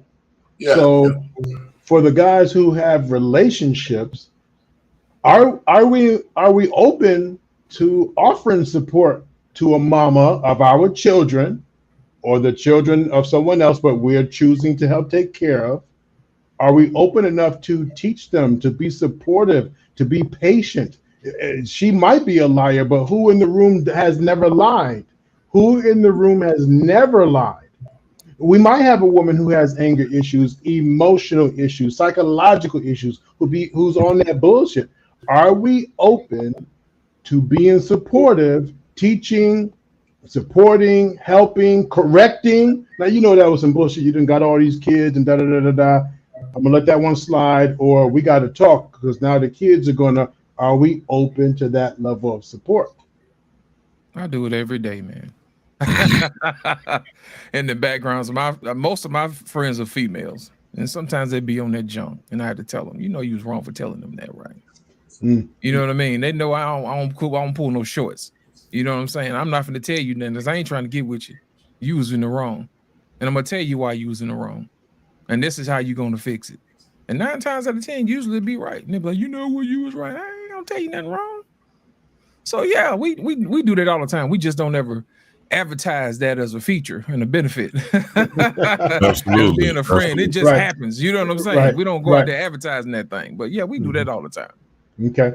I kind of do that with my ex-wife, and the history that we had when we were going through the whole divorce thing, and with the children and all these different things, and she did some lying shit. I would man, she had me. I mean, I was the person. I was a dude that I really didn't like when I was around her. So as we got older, because it's been almost 22 years since I've been divorced, so it's just that whole ordeal. So now that we both are old, she kind of had a come to Jesus moment some years ago, I guess, and she came to me, and we talked or whatever. I still don't deal with her like, that'll never happen. We got 10 minutes. We got 10 minutes. That's all I can tolerate from you is right. A hot 10, and I'm gonna have to regenerate because she overwhelming. But she is a decent mom with all flaws and everything. I had to. That's why I was saying what that lady did. It would take a higher sense of understanding and a higher frequency to be operating off of to be able to get to that point of understanding and forgiving. Mm-hmm. But I've been through some similar things where I was lied on by my ex-wife, you know, and it took me some years to really work through it, you know. And the only reason being probably was because this process has been an ordeal. It's something that I learned also. You know, it was something that I learned. I learned how to forgive her. I learned how to gain understanding on why she did what she did. And then I had to learn that forgiveness doesn't mean that, you know, we're gonna be cool with each other and all these different things. It was a bigger it was a bigger purpose, right? It was my children, and I wanted them to feel that it was a sense of family when it came down to them being with me, even being with their mom, and then my side of the family, their side of, because you know, it's just my biggest thing was that family is family. No matter how that happened, we're still family. So I want my daughters not only to understand who they are through me and their mom, but through all the people that we come through too. Not just grandparents, but cousins and everybody. I want them to be able to, and the only way they can do that is for me and their mom to be at a point where we're like, okay, this is what happened. Now we are here. You ever seen some old folks and they told their, you know, the history? You'd be amazed.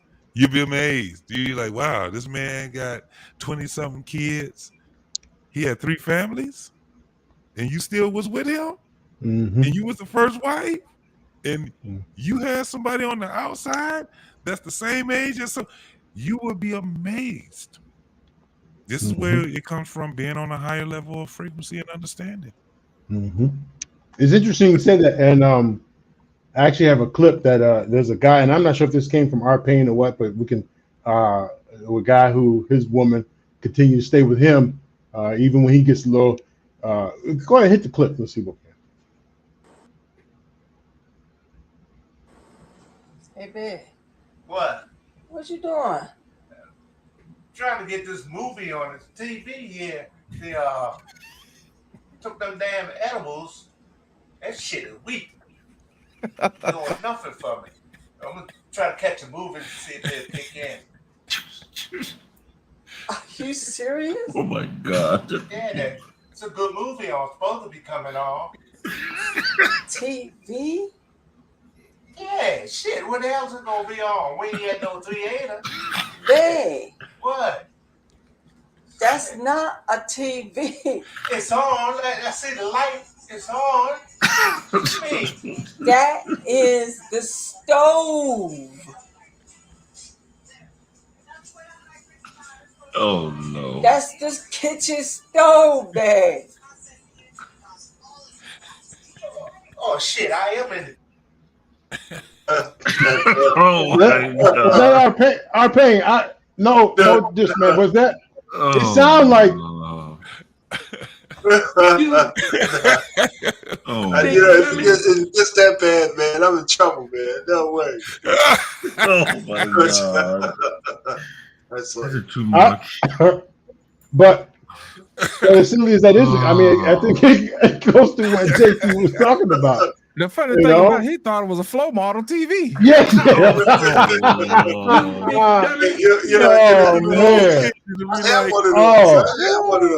Oh man, that shit's weak. It didn't even do nothing for me. I ain't had them edibles. Oh man. When I saw this video and he asked me to play it, I was like, oh no.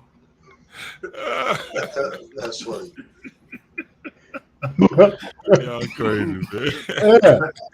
And I thought earlier this week, I was like, this cannot be the dark side of me, this video. Like, oh yeah, man. Because our pain, I didn't have his information. I'm like, is that our pain? Hey, the voice is something about what? Nah. And I'm like, no, it's not him, but maybe you know the guy or something. But it was just the voice, like, what? I'm trying to get, we ain't at the theater. I'm like, man, that's huh? Would you run it again? I mean, tell me if I'm wrong. Run it again. It don't sound nothing like me, man. You know? Put a 1 in the chat. Put a 1 in the chat. If it sound like, come on, run it. CB, come on, Black Dave. Would you run it again? He Tell got us to what you find think. it. Oh no. The worst part about it is I had a floor model TV. Used to rent it. Yeah, from Exactly.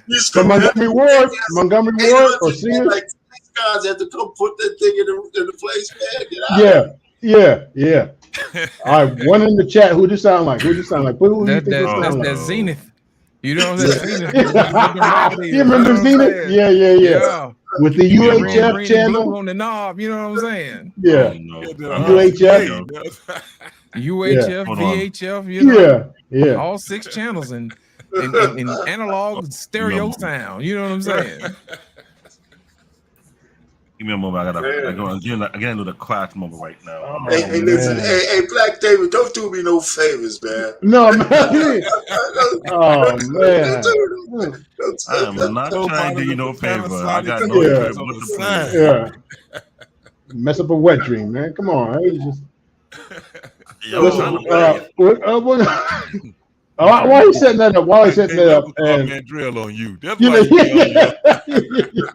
yeah. He would be like, come on, man. Wait. Oh. Just the button.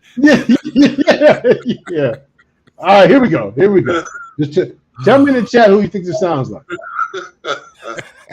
Hey, babe. What? What you doing? Trying to get this movie on the TV here. Took them damn edibles. That shit is weak. Doing nothing for me. I'm gonna try to catch a movie and see if they'll kick in. Are you serious? Yeah, it's a good movie on. It's supposed to be coming on. TV? Yeah, shit. What else is gonna be on? We ain't had no theater. They. What? That's not a TV. It's on. I see the light. It's on. What do you mean? That is the stove.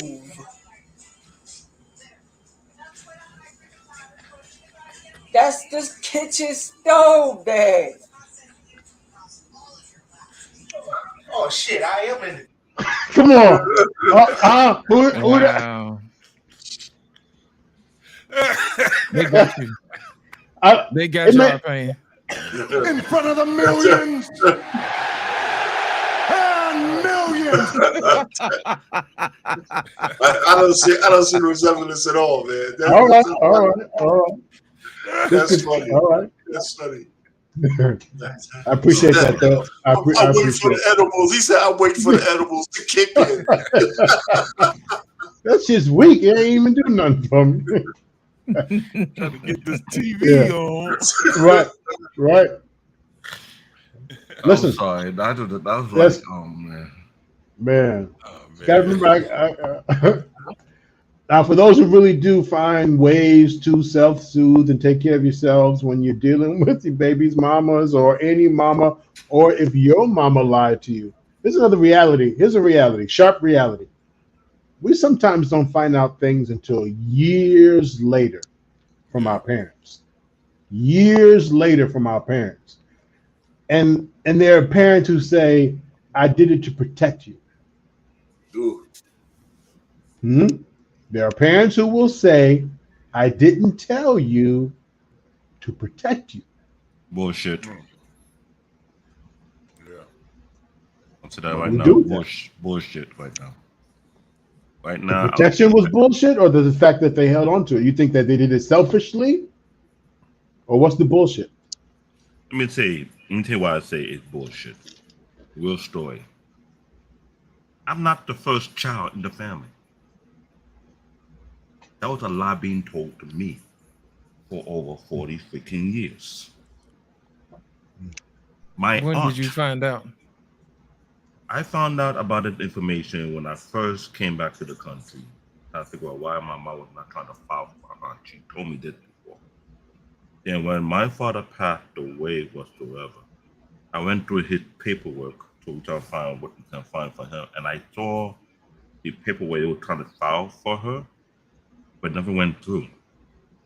But I recall my aunt, who was actually my older sister, told me this while in Nigeria, that her mom, which is my mother's older sister, now actually her mom. So I started to wonder what the hell is going. Like I was really trying to think if I'm being frank here, and trying to find out there was a church service that asked any woman who is barren who wanted to give birth to a child, please come forward to the church. It was actually my mom older sister. So when I started putting two and two together, I started looking around like, is this woman not the mother of my aunt, who is actually my older sister? Who the father? So me being nerdy and nosy as hell, I'm trying to figure out if I can find any documentation.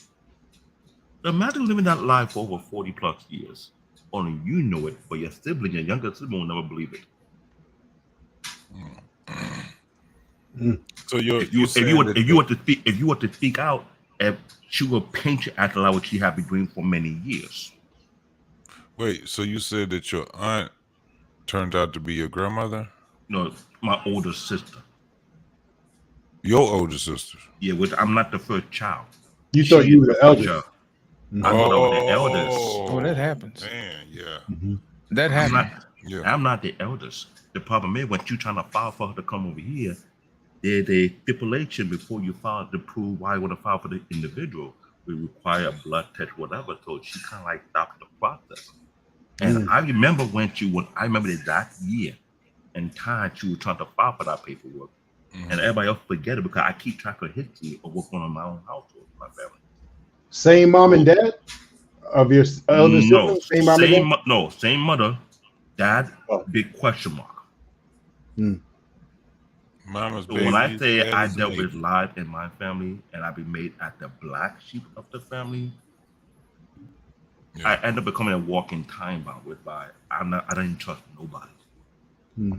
When they put lies on you and make you feel like you're the one creating the problem, the other way around, you start to lose trust to every. I have no faith, no trust in my mother, my father, nor my sibling.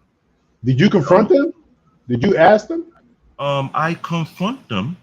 I confront my mother, and she act like she don't know the way I'm talking about. And it's not the first time she done it. She did it in front of the pastor at one point and make it sound like I'm the liar. I just make stuff up. So early this year, I had to not only cut off my mother, I had to cut off my brother, I had to cut off my two sisters, and any other family who's that type, because I didn't want to be bothered by them ever again, because all so you cut them up? No, well, I mean cut them off. Cut them off. I thought you meant you chopped them. No. Okay, so you.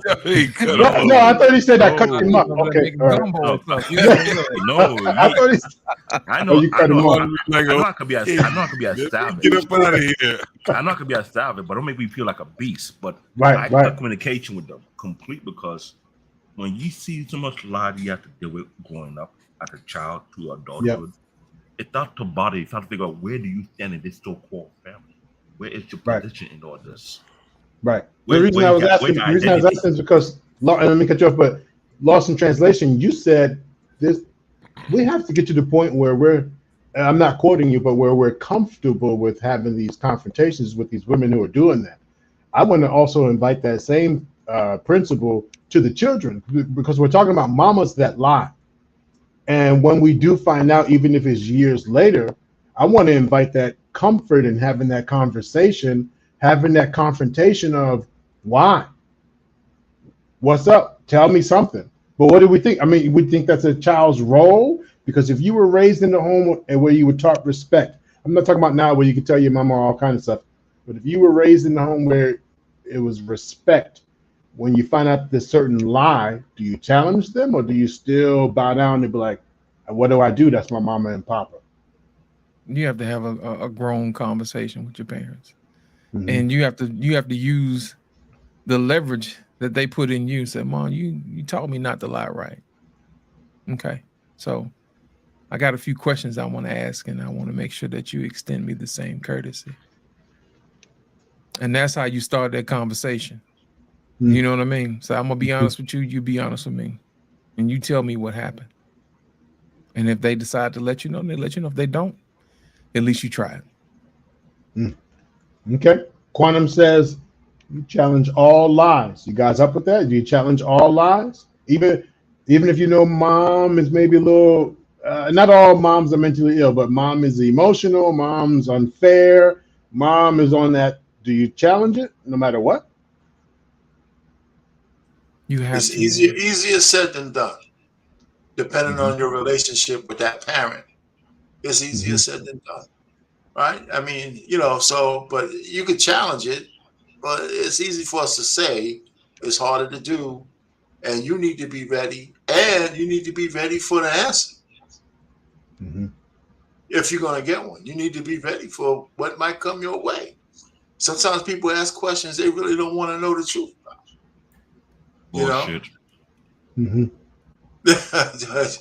Either way it go, the truth gonna come out whether she decide to tell you or not. You're not. And Because truth at least you're giving her the opportunity. Right. And Truth then or they can delusion. have I a have my people face-to-face saying conversation where bullshit. she can control the narrative. You know Right. what I'm saying? So it's gonna come out. Okay. Truth or delusion will come out.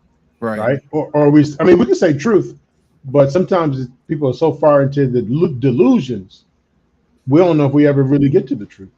Right. So do we want the truth, or we do want to have the conversation? Because JT, if you you said you were divorced, if I'm just hypothetical, if you had some children in that other marriage, and they were told that dad, he doesn't want to come around, he doesn't love you, and later you found out you didn't even know. Just hypothetical. You didn't even know you had those kids. When you go to that mama to say, "Why did you lie on me?"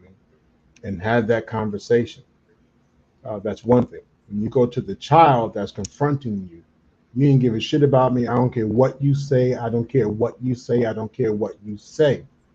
Do you push the conversation to say, "Hey, you need to know the truth," or do you get locked into that belief? I won't even call it delusion. Do you let them keep that belief because it's kind of a no-win situation? So no, you have to just let them know that there's more to the story than what they've been told, and when they're ready to come have that conversation, and you keep that door open for them to have that conversation with you. So it's that's basically how I would deal with it. I would not try to push a conversation that's not going to go anywhere. It just makes it worse. But I would just put it out there that I got some information for you when you're ready for it, and we'll be able to have that type of conversation. And once they're ready for it, then the door's always open. But I wouldn't be divisive towards them. Because a lot of people, they can get divisive towards the kids or whatever. It's just the same. It's the same way I've seen moms act when a kid comes and try to confront them for some things, and she just shut them down. With the father, it's not more of the shutdown. He's just quiet.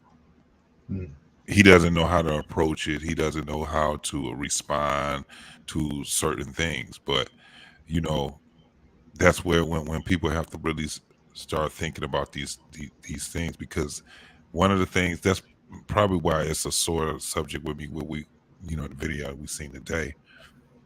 When you lie against the other parent because you wanted to one up them or whatever it is, and then that lie turns into a bigger lie because now you don't want the village to look at you in a certain light. You don't want your children to look at you in a certain light. Then you lie again, and then now this can be criminal. And then you lie again, then it can mean something, and you know how lies stack on to one another. So when you're being lied on, or your children were told something, as such as, you didn't want to be in my life. Why didn't you want to be in my life? I mean, you gotta approach it like an adult. You're gonna have to approach it with courage, and then you're gonna have to not be afraid to make mistakes, say the wrong thing or whatever. You gotta have yourself prepared. But sometimes, in order for us to even get to where we want to be, we have to just have the conversation and not worry about what the end results is going to be. We just got to have the conversation. I think a lot of people are afraid of their what's in their imagination for what the outcome was going to be. So I like that piece of when you're ready. I like that. It gives them some control in it, right? When you're ready. I like that. Yeah. Mm-hmm. For any parent, any father, but particularly fathers, but for any parent who's in a situation where you feel that you don't feel you're being played, lied on, manipulated, cut out the situation by CPS, child protection, the mama, their family, your family, whatever. Here's a trick or a tip I like to offer you, and especially the younger they are, it doesn't matter what age. You every once in a while, it could be a sticky note. It could be, and now of course, we're using electronics, so it could be email, but preferably a piece of paper or something. And every once in a while, thank you for that cough. Every once in a while, what I would suggest that you do is when you're thinking about your child, you just make a note. Hey, thinking about you, pumpkin, thinking about you, knucklehead. Then take that note, sticky note, big piece of paper, whatever it is, notebook, fold it, put it in an envelope. So this old school, like put it in an envelope, right? Seal it and mail it to yourself. Mail it to yourself. So address it with your kid's name and your name. Mail it to your address, because if you're in a situation where a restraining order or whatever, no contact, or you've been lied on, mail it to yourself. Then you keep this in the box. I mean, their birthdays. Mail them to yourself a birthday card. If you want, put $1 in it. Right? You're 6 years old. It's your birthday. I don't want you to think I forgot about you. Happy birthday. Boom. Let's say you have spent time with your kid and you know a little bit about them, their favorite color, their favorite sport, their favorite soda drink or whatever. Hey, was going to get a root beer today because I know that's your favorite. I hope you still like it. Want to get a root beer? Boom. Mail it to yourself. When they turn 18 and they have the ability or the right to talk to you, or when it's a good point, right? When the mood is right, the relationship is right, or opportunity is there, and they're giving you that feedback, they're giving you that pushback about you want shit, you weren't there, my mama told me, you already know about you, or they come calm. Dad, can I know what's up? My mom was confused. I don't know if she lied or told the truth. She said she did the best that she could. Can I know? When you hand them that box of 10 years, 12 years, I mean, even just, hey, I'm in the bathroom taking a shit. I just wanted you to know I was, whatever. Right, just little, if you're sarcasm, humor, whatever. Some sad things too. Today I was looking up at the sky and thinking one of those stars was you, and I hope everything's okay. Love, Dad. When you hand them that box, I promise you, and because it's postmarked, the stamp is on there with the original date. They can't say you put that shit together because you knew we were going to have lunch together today. Right. No. Right. These are originally postmarked date. You mailed this in 2019. Original letters, original birthday cards. You remember? That will squash just about any lie that you can't beat this evidence that I've been thinking about you and that I love you and I cared about you. But so anyway, that's just a tip. If it works for you, great. If not, cool. But incarceration, child protection, any child support, anything where you've been separated, a lie, anything like that where there's a separation, boom. That's good dope. stuff, dog. That's dope. Yeah. That's really dope. Yeah. I appreciate that. Absolutely. Listen, we're rolling up pretty soon here, almost midnight Central Time. So folks are hanging in there with us. Thank you. A couple more shout outs for still being here with us. Beautiful Animated, Quantum Dean, the Wife School Podcast.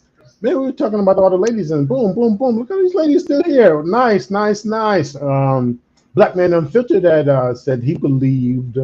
That might be our page as well with a number one.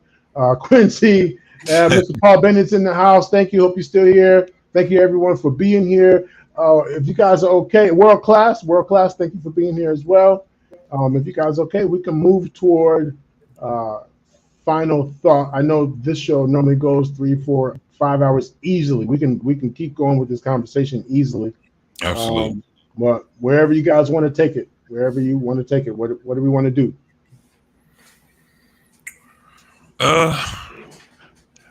It's up to you guys. yeah, right. I mean, I'm the host, but we're doing this together. So wherever you guys want to do. Yeah. I mean, we could rock with the final thoughts on the panel, and All right, let's yeah. do it. We can go right in this order. JT, R. Payne, Lost in Translation. Yes, Black Dave will get you in there too. Now close.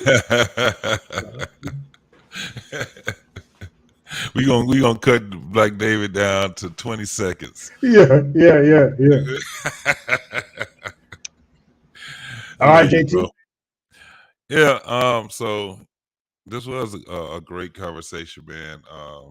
The video, I know we've all probably watched it more than once or twice or something like that.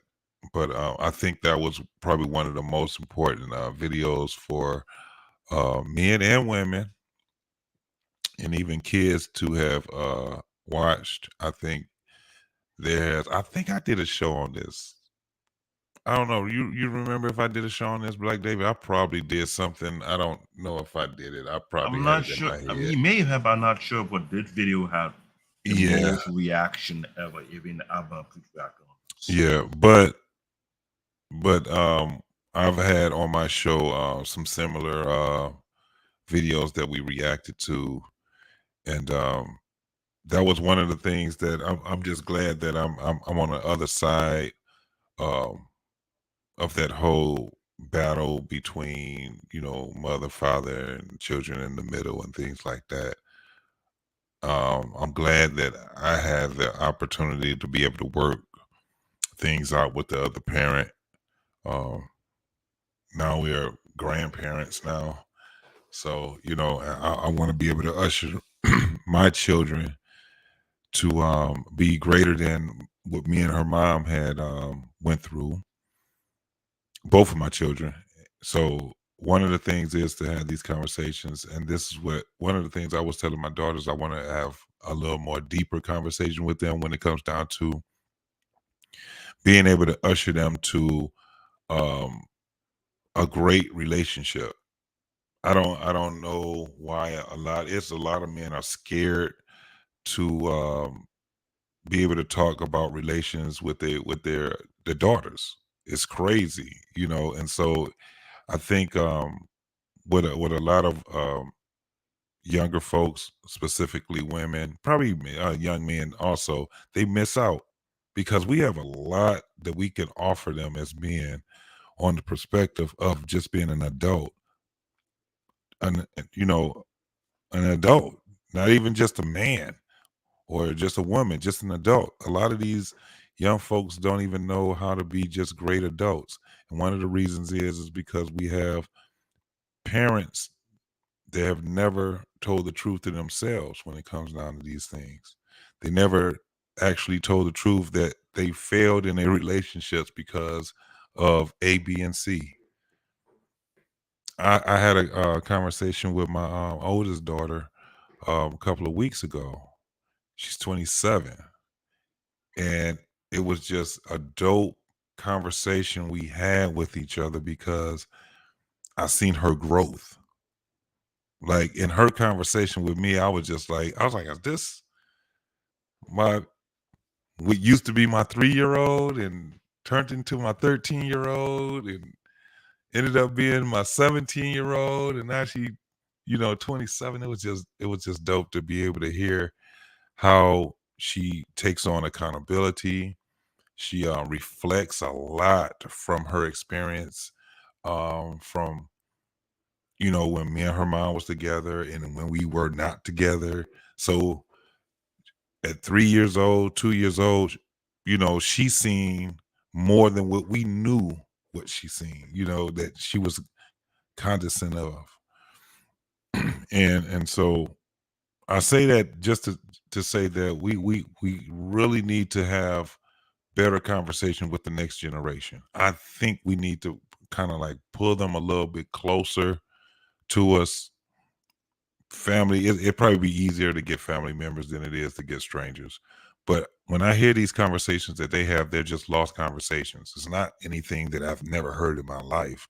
Kind of like how our parents used to be like, oh, they was just appalled when they eased in on our conversations. But I'm not like that in their conversation. I think a lot of parents need to be a lot more open-minded when they are being able to hear the younger generation and the way that they talk. And the only thing it's showing is that there's something missing between their generation and our generation. But once we start getting a lot closer in understanding where we lost that communication with the generations, man, I'm thinking it's going to be a lot better than where we at right now. Don't know how much better, but I think we'll be a lot better than where we at now. And I'm gonna end it from there, bro. Nice. Nice. Well, so hey, go ahead, Doc. No, I was going to keep the same rotation, and then I see Mandrell's joined us. Good evening to you, sir. Just right after Lost in Translation, we'll get in Mandrell. All right. Hey, listen, good stuff, JT.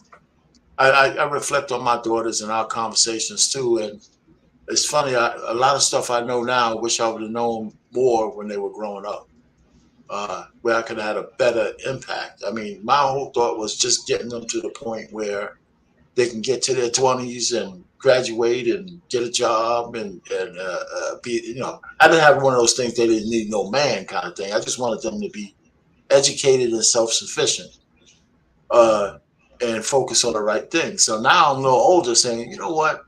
I wish I would have thought more about setting them up for relationships better than I did, right? With the network that I had, you know, could I've had some, you know, some of my networking frat brothers, that, you know, who have kids the same similar age, some sons and stuff like that, and arrange some stuff where I can introduce them to some guys that I know that the family was vetted. These guys come from good stock, that kind of stuff. I wish I would have done that better, you know, but you can't, you know. So that's what I tell younger folks who are just having kids and stuff like that. So don't forget that part of what you're doing when you're going to have your girl is kind of look at the landscape and see what kind of guys that you network with and how their kids, if they have kids of similar age, don't be afraid to talk to that father and that family and say, listen, you know, we can't arrange the marriage, but they certainly can meet.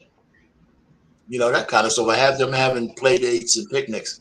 But I just wanted to say that was just one thing based on what you said. The thing I wanted to leave with based on the video is that, and I'm gonna start with men first. I mean, it's obvious, it's true, and just bear with me for a second.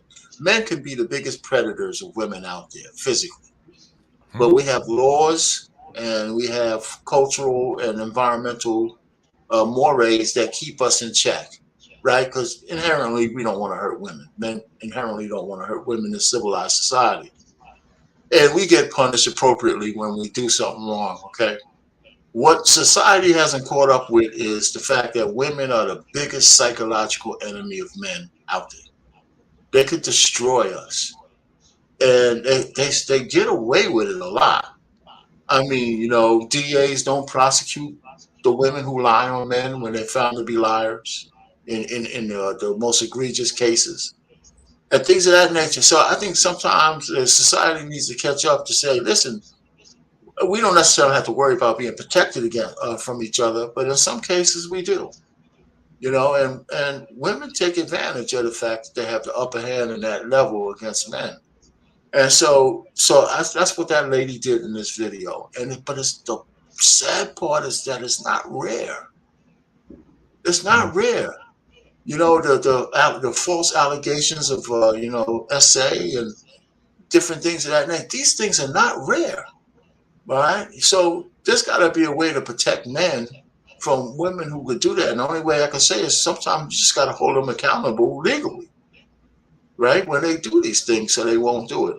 You know, so I mean, I don't have anything against women. Women are going to be women, but we need to start to look at, just like we need to start changing the family support laws and the marriage laws, because they were useful 100 years ago, 50 years ago, but now they're so outdated that all they can be is draconian against men, right?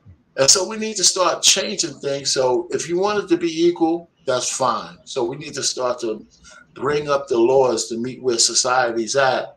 And then I think we'd have better relationships because we would respect each other from the standpoint that there's governors on both sides that you just can't be getting away with stuff. Like the chick down in Florida, she sent the hit squad against a dude who protected himself and he was on trial and they gave her immunity.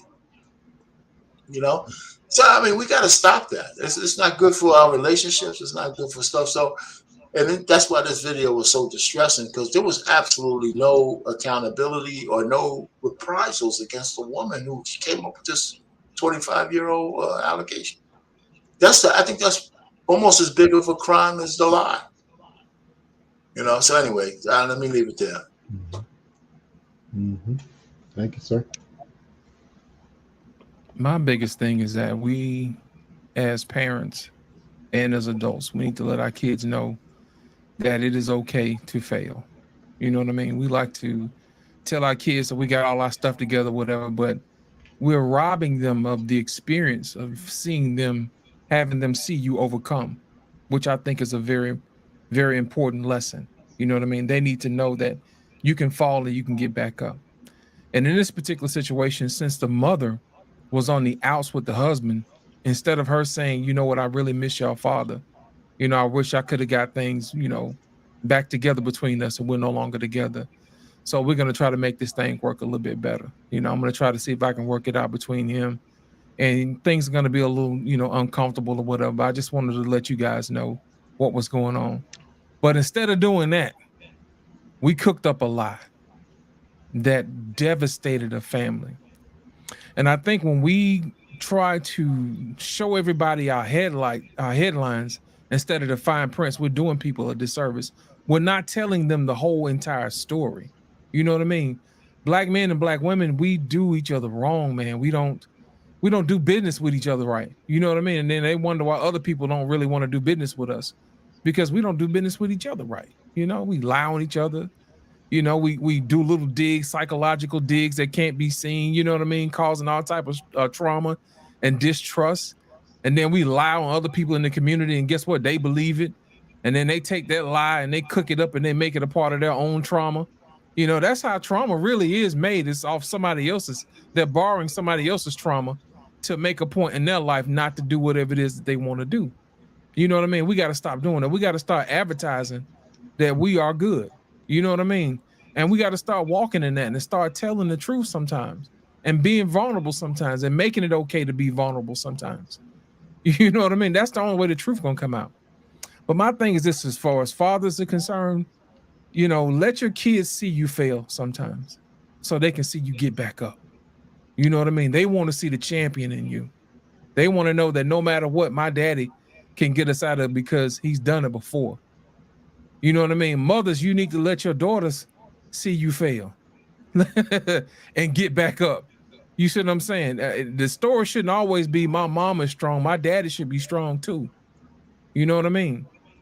Those are some of the things we have to start working towards. We have to start changing the narrative and start working with each other and start being transparent with each other and making the atmosphere and the environment okay and inviting to have tough discussions. You know what I mean? In love, and not always looking to get over on each other. You know, one day you wake up and you got $22,000 missing out of your account because she feel like she needs something stashed away because she feels like she's going to be, you know, put away or something like that. You need to ask the question, why you think I want to put you away? I like having you here. You didn't have to take the $22K, but it was available to you. You can have it all if you want to. You know what I mean? You got access to it. So why would you just leave and just take $22K? You know, did I do something wrong? Did I not talk to you? Am I not here for you? Those are the conversations we need to have. You see what I'm saying? Instead of just, you know, I'm just gonna take off and I'm gonna do what I want to do because it's all about me. You know, when you start a family, it's no longer about you, it's about we. You know what I mean? You got more than one person that affects, you know, more than one person that is affected by your actions. You know, in this case, this lady's actions affected the whole entire family. And all she gave was a piddly, I'm sorry. And I really don't mind that he didn't accept her sorry. because it wasn't going to fix anything. And she really wasn't sorry. So my whole thing is this, man, make sure that you guys set the table for honest discourse. Matter of fact, my live tonight was going to be about having honest discourse between the sexes, but I'm kind of glad I decided to come in here tonight and hang out with you guys because the point was made, and I appreciate your time. Thank you, Doc, for inviting me and everybody else on the panel, and also to the chat. Absolutely. Thank you. Thank you. Thanks. Love it. Mandrell, you with us? Hey, everyone. Good evening. Good What's up, evening. Mandrell? Trilly. How have you been? Well. Yeah, just well. Yeah. Don't come in here with that, bro. What are you talking about, JT? I mean, man, Drill, the homie, man. I was just being honest. Yeah, I will. All right. I got you. I don't know if you ever had a lady lie on you before, or a parent lie to you before. Or we were talking about that tonight. Of course. Yeah. Any thoughts about that? Sometimes you have to lie to your kids. I think. Mm-hmm. You know, it just depends on what you're lying to them about. You don't want to lie to them and have them walk around with the wrong point of view. You know what I mean? They're sitting on a perch that gives them the wrong vantage point. So they're shooting at a target that they can't even see. And then you wonder why they walk around the world confused and don't know anything. But then you're holding them accountable for that. Well, what did you teach them? You taught them to do it wrong. But God forbid, you hold yourself accountable for anything. Because you're the parent, you're in charge. You know everything. They don't know anything. They're a kid. But they know what you taught them. They know what you showed them. And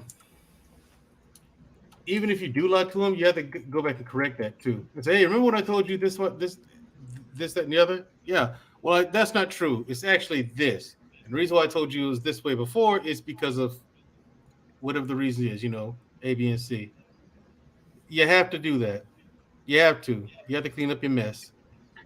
Well, you have to, it's like taking a cup and putting it in the sink and washing it out, you know what I'm saying? As opposed to leaving one, because if you don't do that, you're going to leave a cup out on the cabinet, a spoon, the spoon turns into a plate, the plate turns into a bowl. Next thing you know, you got a cabinet full of dirty dishes. You get this big mess to clean up. But it seems so overwhelming, you don't even know where to start. One lie turns into another and turns another into another into another. And next thing you know, you get this kid with this warped and skewed view of life that you started. Hey, can I interrupt real quick, guys? Hey, how you doing, man? Hey, Dr. Nakumbe, Black David, great job tonight. All the guys that came on the panel, man. Thank y'all for being here tonight, man. I was at a family reunion, listening in, and enjoying some family time. But I did want to hop in for a second and have a little pushback from my brother Mandrell. I think that back in the day, I was at the store and I knocked something over on the floor and broke it. And that's because I was running and playing in the store. My mama reached her hand back and slapped the dog shit out of me. Mm-hmm. And when she slapped the dog shit out of me, she did it for a reason. She did it because she told me no running in the store and stop doing that because she don't have no money to pay for anything different because it was struggling times.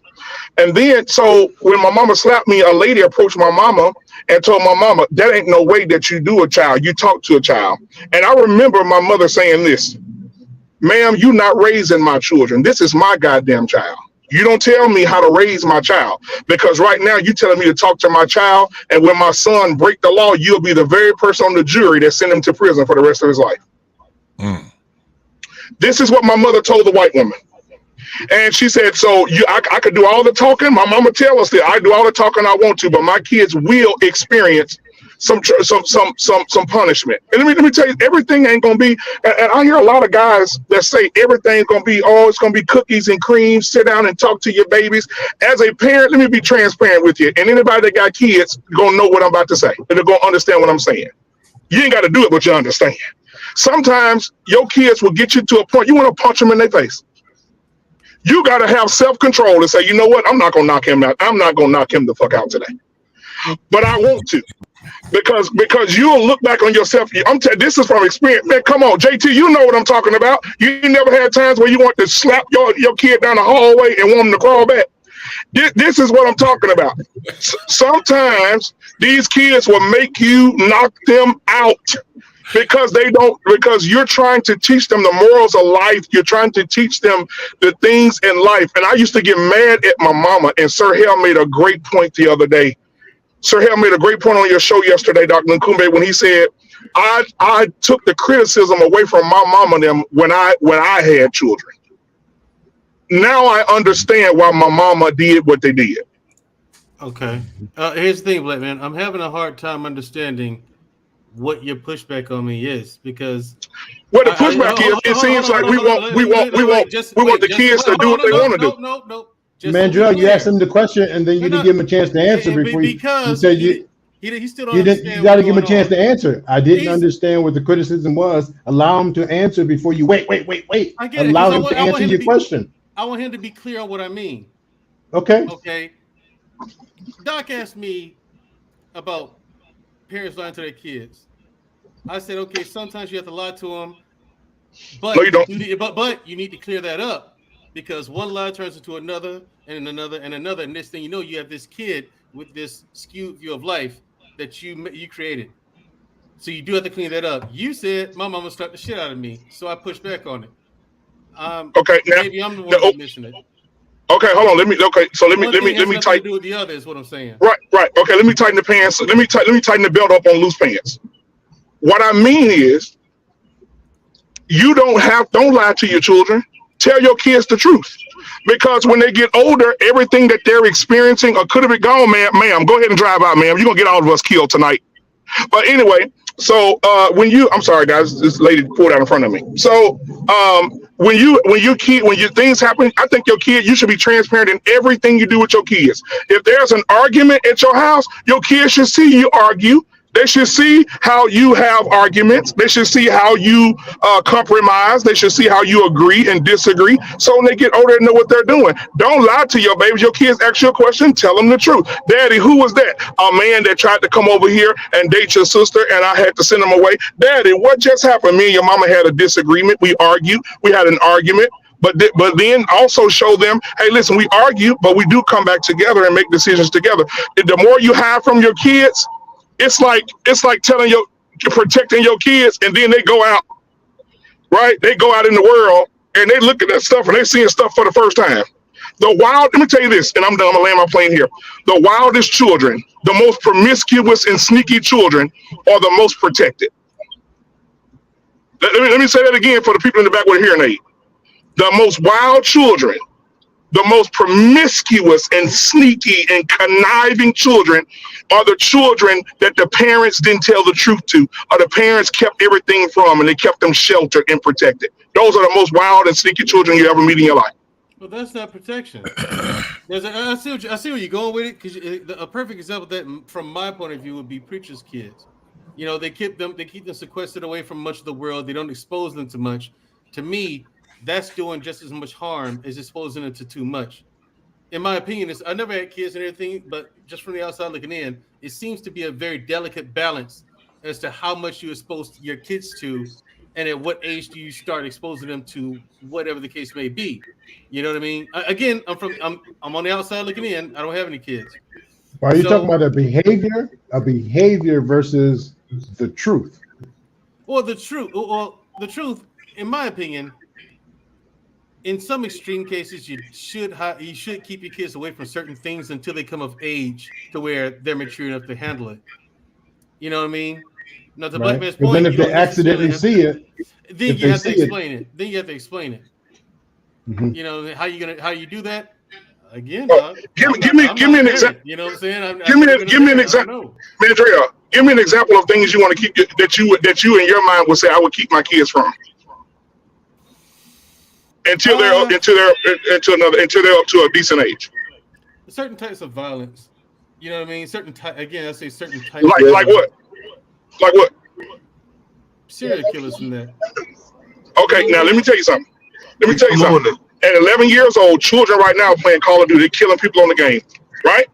They're seeing it in the streets. They're seeing it in the streets. They're seeing it at home. They're seeing it on the news. They're seeing it on TikTok. They're seeing it on Facebook. They're seeing it on Instagram. And then the parents don't talk about it. So now they come up with their own perception of what they believe and how they're going to digest it. Because the parents are not navigating. The parents need to come to my kids know what head is. They know what sex is. They know what fucking is. They know what at 8, 9 years old. They know what topping. They know what. I'm telling you, my son, 11 years old, he knows what's sloppy toppy, son. Oh, that's what the girls say at school. They're gonna do to the boys, right? And they're 11. But he didn't watch you do it. You're saying have those conversations, but Mandrell's saying there's certain things they shouldn't see. Mm-hmm. I mean, but these, like you just said, Dr. Right? Yeah, like you. Oh, go ahead. Like you just said, Dr. Nakumbe, you had a great point. What happens when they see it? Like, I'm going to wait till my son's probably, like this is just an example. I'm going to wait till my son's probably 12 to talk about sex. But what happens when he see that corn, and we can't say it, that corn at 8 on his friend's cell phone in school at recess? Right. I know if I was watching it on Beta and VHS. On the Scramble channel, on channel 99 on the monopoly cable box. Right. So then, Mandrell, do you say you're a little young now? You probably didn't. What they were doing was actually a certain type of martial art, and then later you'll clean it up later. But when at 12 years old, that move they were doing was called monkey in the hole. I never told you that. I just told you martial arts. Is that what you're saying? Like delay the truth? Well, in that case, that's something they're going to be exposed to anyway. If they're exposed to it at school, you know what I'm saying? You have no choice but to talk to your kid about that. It's going to be. We have a choice because you said go ahead and lie to them at first. From my point of view, you have no choice but to talk to them about that because from our point of view, you should talk to them about that because they're going to get exposed to it more and more in school and around their peers, and it's only a matter of time before the kid gets curious and tries it out for himself. Next thing you know, the kid might be a father. You know what I'm saying? You're a grandfather and the kid's only 12. Some crazy stuff like that. Okay. So I guess back to being Mantrell, when I think there's a rule of thumb. I don't know how good it is, where it came from, but when a kid's old enough to ask you a question, I think that's when they deserve the truth. Fair enough. Fair enough. I mean, there might be some deep, dark secrets in your past that the kid might want to know about. I'm sure your kids don't know everything that's about you where the all. sermon comes in. Well, yeah, but Mr. Payne ain't gonna tell his kids he used to be a stripper. Listen, that's right. The horror show. Now, let me say this though. I'm gonna reach out to VH1 to do a reality show called Practicing Dads, and I'm going to reach out to them and see if they do Practicing Dads. And on season 1. I'm going to have all 6 of my kids with 6 different personalities come stay with Mandrell for 30 days. How many kids now? I have 6. No, you're not. And I'm going. Oh yes, and I'm gonna have them stay with you for 30 days. Listen. What you and then, hold on, you got to provide for them. You got to be there for them. You got to be there for their emotions. You got to be there for their anger, their tempers, their schoolwork, their homework, and their attitudes, their funky entitlement. And then the next 30 days on season 2, I'm gonna send my kids to Dusto for 30 days. After those 60 days. After those 60 days are up, we're gonna bring y'all back on the panel, and y'all will be talking just like us right now. What you're not gonna do is listen. You can see me. Hey, those kids will be mocking me. Those kids will be mocking me. Oh, red pill. And you know what, JT? You know what, JT? I can hear my son right now. Oh, I can hear Scam now. Go in there and clean your room up. Oh, I mean, they're gonna mock him. Yeah. My son gonna say, yeah, and then he gonna say, "Go clean your room up." See, that's that. He got my son now. That's that blackity black. That's that blackity black talking. Blah blah blah blah. Wash the dishes. Blah blah blah. Take out the trash. Here's the thing. Look. Black men are physical. Send his kids to me. JT. Black men are physical. Send his kids to me, and each one of them will go back home with a new nut on their head. You know what I'm saying? No, you can't beat them up, man. Hold on, man, Dre. You said talk to him. That's what you and Dusto. You and Dusto said critical thinking. So y'all use your clinical thinking. You Communication. know what I learned? Let me tell you something. You know what I learned by seeing my kids grow up. To this day, man, it's still amazing to me that I have grown children. It's still, I'm like, I'm old, but what what I really learned from growing up with them was that you have to have an imagination being a parent. You have to it like the patience and imagination that you have to have in parenting, man. It just, if you're into it, it's going to be rewarding to you, because it's not one thing. Like what you were saying, that's why you didn't see a whole bunch of people just looking at you and pushing back when you was like, you got a lot to them, because you know that there's a lot of parents that will use that tactic that Mandrill will use. But seeing my child as a parent, that's something different. And I got a grandson that I look at and I said, that look like me. He act like me. It's like me visiting myself all over again. And my daughter is being a parent to me. It's kind of like what this whole thing they call God is. It's crazy to see that. And I'm like, when she's being a parent to her son, because I had all daughters and she got a son, and I'm like, dang, that's what I wanted at first was, I wanted to do the football and all these different things. And I said, well, shit, I probably can do it now. Just because I didn't even expect all these things to happen. I didn't expect to get married, have children, and now I got a grandchild. And man, now I can't imagine not having him in my life and all these different things. And guess what, JT? It's an imagination that we have when we are parenting. It's one of the things what we want, and then there's reality of what actually happens. And we are right there in the middle of both. And guess what, JT? Guess what, JT? I used to tell my mama, I can't do nothing. I can't go nowhere. This right before she knocked me out. I can't do nothing.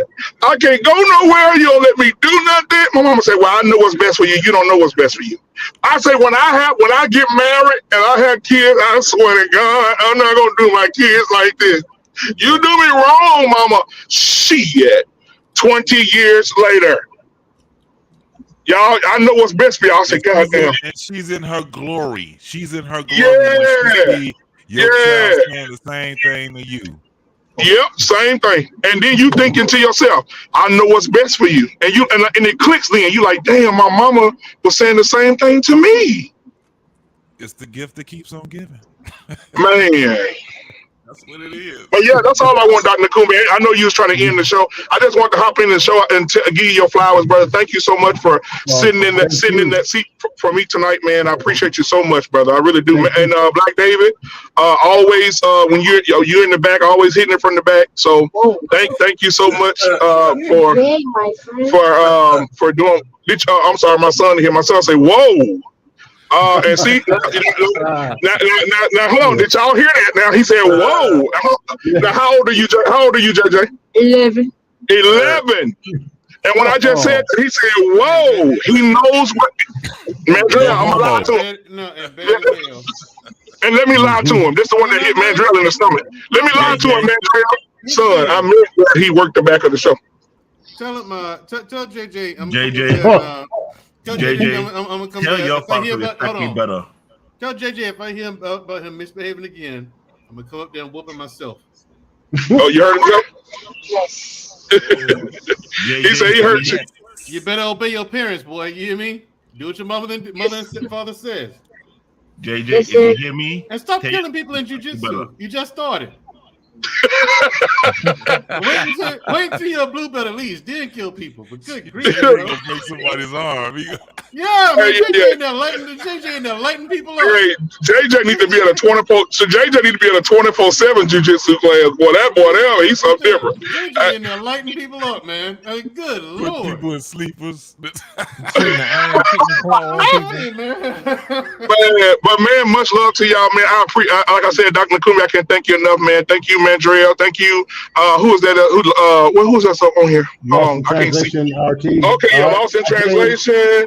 No, my phone is kind of my phone is messed up waiting on my next one to come in. Black David laughed at me all day yesterday. But thank you, man. R Payne, JT, everybody that came on the panel, man. Thank y'all so much, man. Y'all are amazing, bro. Y'all brothers. Yeah, we had Prototype and Mr. K, Mr. E. I don't know how to say his name. Ekanay came on. Oh, wait, damn! I'm surprised. I'm surprised y'all doing final. Hey, I'm surprised y'all still on. I mean, y'all about to go low because boy, Ekanay preach a sermon. Boy, y'all wake up to Sunday morning. Yeah, I kept him pretty. He said, Black man, we gonna have a battle with Ekanay and Black David. Bro, I'm going. Look, you know how many people will be asleep. Imagine, brother. Imagine Ekanay and Black David. You had to do a college course with them before you went to heaven. How many people would just go to hell? Hey, listen, Ekanay and Black David should have a podcast, man. Yeah. Ekanay has some good points, but yeah. But I would withdraw from that. Hey, their podcast gonna be. You know what? I'm gonna do that. That's a good idea to do something funny. I'm gonna do a podcast called Long Stroke, and it's gonna be Ekanay, Black David. Who else long-winded? Hell, somebody else long-winded. You gonna have Trigger Mike. And BMU is called Please Land This Plane. You know, you know what? I want to say this, Black Man Unfiltered. Listen, and like people in the audience gonna hear this for the first time too, also. But listen, I think it's a trip. Like I never thought of myself as some kind of role model or nothing like that. But I had cousins look up to me, right? And then now you got your son JJ. He got into jiu-jitsu because he and I was playing together. He found out I do it. He's like, you know what I'm saying? He's trying to do what I do and get as tough as I am. Like I'm some kind of bar that he needs to hurdle. He needs to get over. Yep, I told him he made a mistake, but I told him he could stick with it. Like it's a goal for him to catch up and get on my level. I mean, it's a weird feeling, you know.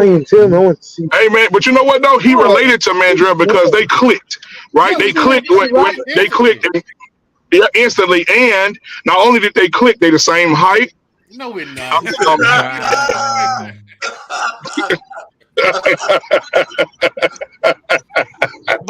still, JJ, every year he gets older, I get older. I may not get taller, but every year he gets older, I get older. And he's still gonna have to beat me to be the best. Okay. Oh, you heard him, Jay? Bet. I have. He said bet. I have. That's what's up. All right, hey man, thank you again, man. Thank you, Dr. Nkumbe, man. Thank you, everybody, man. Black David, thank you, man, for always taking care of business, brother, man. I appreciate y'all. You got it. I did want to say this real quick, guys. I'm finna get off. On Sunday at 3 p.m. Central Standard Time, there is this Caucasian man that called me out on YouTube that said he would destroy me intellectually and he wants to do it on my platform in front of my audience. He probably and I want to say this. Payne, it's the little white man that be on what's his name? What's his dog? And he got the panties on his face. He got the Wranglers on his face. What's that dude? Oh, I mean, he might beat you, Black. Be brave. Be brave. You're actually not that bright. So I mean. So let me tell you what he said. He said black men. I don't know why this man walking. He said black men. I mean, black people ain't never built shit. They ain't never done shit. They ain't never been shit. Wait, they can't. He said they can't come in neighborhoods. Like, no, we don't want y'all in our neighborhoods. He said, and you give me 30 minutes on your platform, I will destroy you. I said, fine, I'll give you the space. I said, however, I need one thing from you. I say, before we debate, I need you to remove every sharp object from your house and every firearm. He said, why would I do that? I said, because when I destroy you, I don't want you to go kill yourself. Now, this guy here, Black Benefits, you shouldn't even take him up on this, man. That's going to be too easy. Yeah, I mean, but I'm not going to get on cussing and hollering and screaming. No, I'm going to have a conversation with him. Why? Yeah, I'm going to have a conversation with him. There's no contest there. Yeah, I'm having. Here's the thing: he's not going to bring up any facts. He's not going to bring up anything truthful. He's not going to bring that up. But Mandrell, he said he can prove why black men and women don't deserve to be in America. Why we don't deserve it? No, he said stay your black ass away from us. Yep, in our neighborhoods. Yeah, don't want you in our neighborhood. Okay, what about the black men? Here's the thing. What about the black men who served in the military and actually? They don't care about that, man. You got to say about that. They don't care about that, man. Mandrell, you man. Fellas, what I'm saying. See, the reason Mandrell said that because he half and half. That's the white part of Mandrell talk. The thing is, when it comes to hillbillies like that, when it comes to hillbillies like that, okay, those are the people I don't mind euthanizing because people like that. Dario, wait a minute. Yeah, I'm dead serious about that. I'm not laughing. I really want those people out of the gene pool. I think they should be euthanized. Well, his sentiments is for some us, people don't need exactly to be here anymore. But hold on. Hold on. Let me finish. His sentiments just because we're black. That's something we're born with and we can't help. His is because he's stupid. He can read a book and fix that, but he's too fucking lazy. Fuck you in the mouth. Oh, Jesus I can't stand people like that. Pardon my French and pardon me for getting like that, but people like that, they trigger me. They don't deserve to be in America. All the land of the free and home of the brave and all that nonsense. He doesn't deserve it. With him, man, I mean, no, he's a Nazi. Go take your ass to Germany. He said he's not. He's a.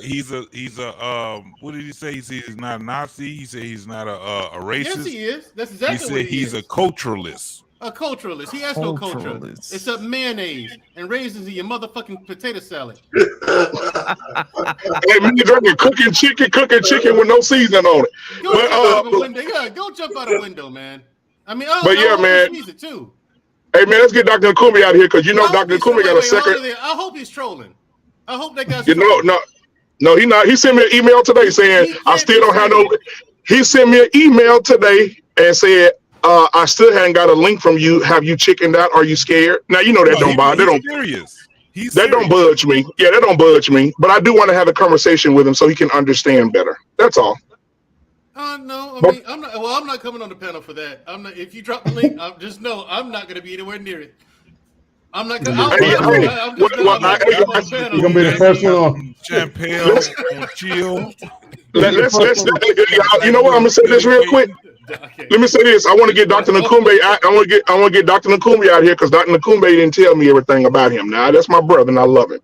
But then I heard some ladies talking on the panel yesterday, and they said that Dr. Nkumi, where he lives, he's a stripper and they call him Night Heat.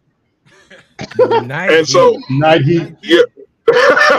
No, they got it wrong. It's not Night Heat. It's Nighty. Oh, because you get me confused with someone else. It's just 90, which represents the string that goes up, but that's another story. Yeah. Hey, that Mandrell stripper, they call him half price. Oh man. All right, man. Love y'all, man. Y'all have a good night, bro. How tall are you, bro? Huh? Translation, huh? I'm 6'4". See, Birmingham. It would be Birmingham dudes, man. Lost in translation. How tall are you? How tall are you, Lost in translation? 6 feet 4 inches tall. Oh yeah, I'm 6'1". Damn, Mandrell, you losing twice. See, ain't it? I'm still about JT height though. Ain't it right, JT? Hey, Black David, how tall are you, Black David? How tall are you, Black David? I'm 6 foot. 6 foot. 6 foot? What about you, Airplane? Yeah, I'm at 6. I'm at 6 feet. Wow. One of y'all lying. JT. Nah, I'm 6 feet, bro. One of y'all lying. Oh, Dr. Nkumi. Oh, hold on, we got one more. Dr. Nkumi. Oh, well, I just barely beat Mandrell. I'm 5'9.5". Yeah. So that's what everybody on this panel looking down at Mandrell. Yeah. Yeah. The difference, Mandrell, I know when I'm standing next to them to keep my mouth closed. Really? Yeah. Hey. Yeah. Mandrell, let me tell you something about Mandrell. Mandrell came here, bro. Yeah. Let me tell you what Mandrell said when he came to Dallas. So I went got it. I went picked them up. We went to Walmart or whatever. So I went to Walmart. Man, Dre, I said, you know what, black man, you one tall motherfucker. Why you ain't tell me you was this tall? I didn't say that. Why you tell me so But soft? let me tell y'all something though. Hold on, y'all. I got this big ass truck, right? Y'all, when Mandrell got in my truck, he had to jump and scoot left twice. That shit was funny as fuck, bro. That's cold blooded, man. I'm 5 foot 8. Wait. He got his truck sitting on the lift. And he ain't got the little steps on it. He got like a step on it. And then he gonna try to play this shit off. He gonna jump and scoot twice. I say, nigga, you too short to get in the truck. I'm 5 foot 8 inches tall. That's the average height for a man. He said, when you jump in the truck and go like. Man, you look like little Luigi trying to get in the truck, man. Oh my God, bro. I said, that's one big. You one big bastard. You know that? He said, look. Plus he's wide too. You know what I'm saying? I'm like, good Lord, dude, you're a big fella. You know, black man, you have to clip this life. Moment right now. He is a big dude. Clippable moment. Wait, and here's the thing. Another guy, like I invited Black Man to go to the gym with me. Of course, he said no. Look at him. You're a motherfucker lie. I told you I had to go to work. Don't do that. Wait. And then I called Sir Hale. Sir Hale says, yes, we work out a few times while I was there. You see Sir Hale in real life? I was like, that is a large human being. Yeah, man. Yeah, Sir Hale, big dude. Sir Hale, big dude. Y'all see Sir Hale on camera and everything. Sir Hale is built like a silverback. Yeah, I mean, I know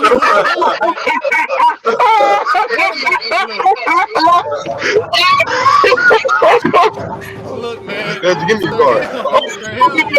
Just give me a card. Proper talking he doing. He would beat you. Hey, JT. Sir Hale is a big dude in real life, man. Just give me a card.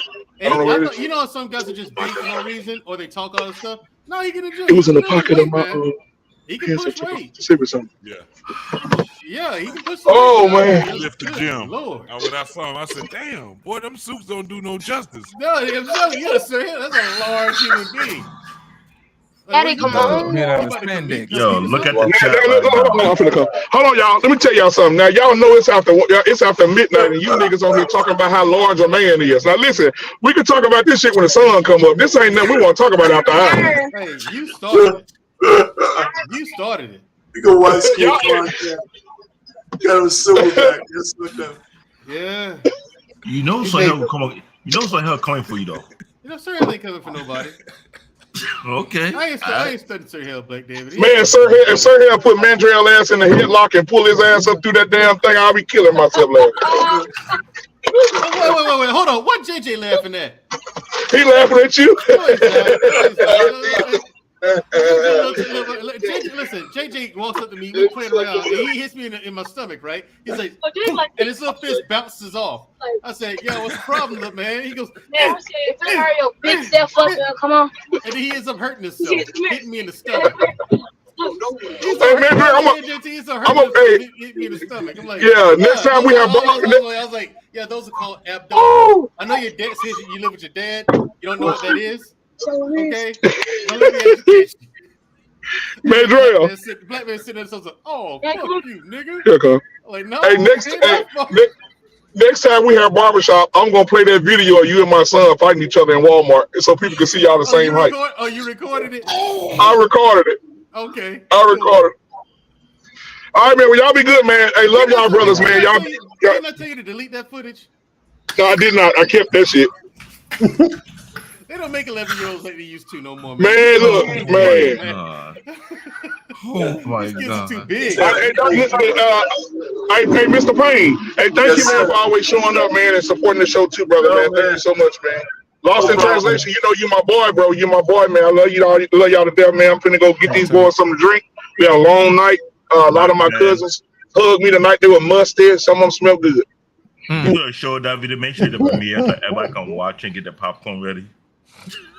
I got my family reunion in 2 weeks, bro. So I'm gonna enjoy it, man. Enjoy your family, bro. Hey, you know what, man? I got a lot of family here from Michigan, bro. Really? A lot of families, Well, yes, sir. Yes, sir. I got a lot of Louisiana family, so I Yeah. know And tell Mississippi, JJ Louisiana, Tennessee is definitely where of I course. I originate mean, from. that's why a lot of Southern blacks migrated to up north because of Absolutely. And then all the they plants. took they took all the albino kids like Mandrill, put them behind barns and thought somebody was gonna raise them. See, listen, that's why I look at Shushu. See how pretty and dark skinned Shushu is? I'm telling you, Mandrill, that it's not your parents. And listen, And they let you and all the silverbacks so, and so run somebody free. put Mandrill behind. No, that's why the world's so crazy. You people like you, Black David, all you wild animals. Okay, do what you want.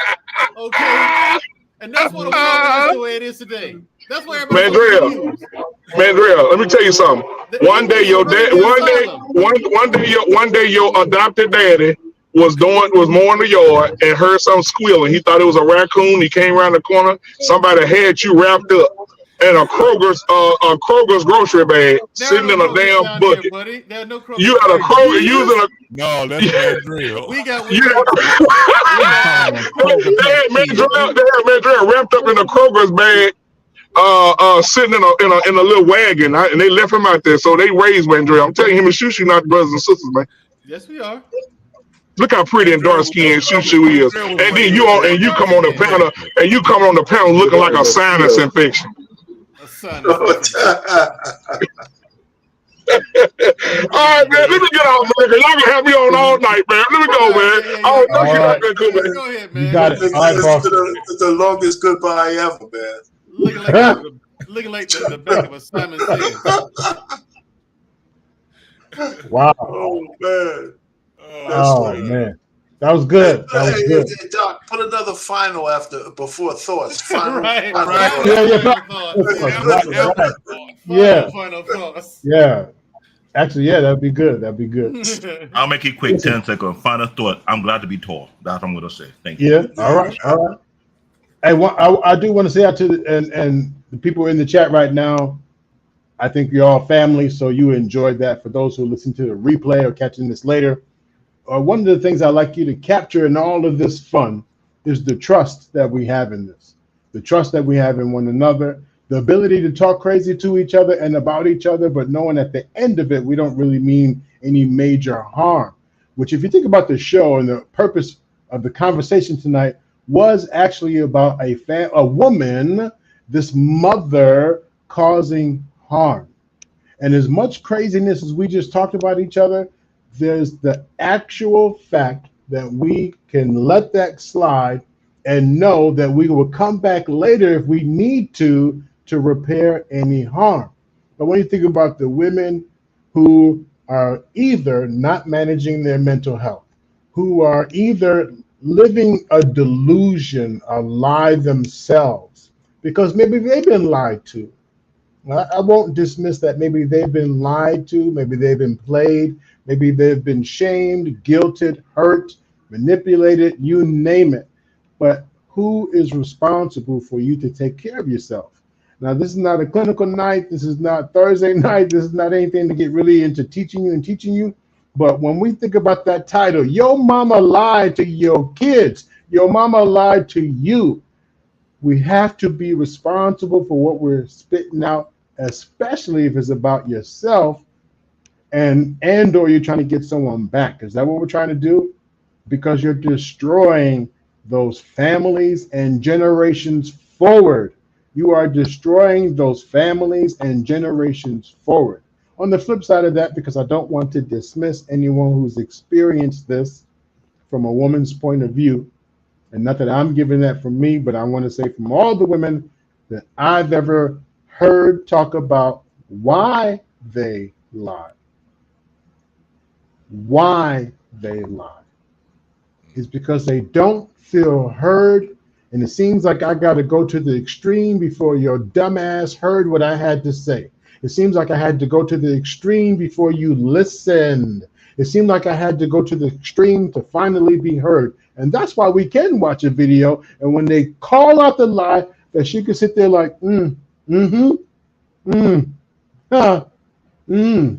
That's why. Because they got the reaction that they wanted. In the long end, it probably wasn't meant to hurt anyone, but they got the reaction that they wanted.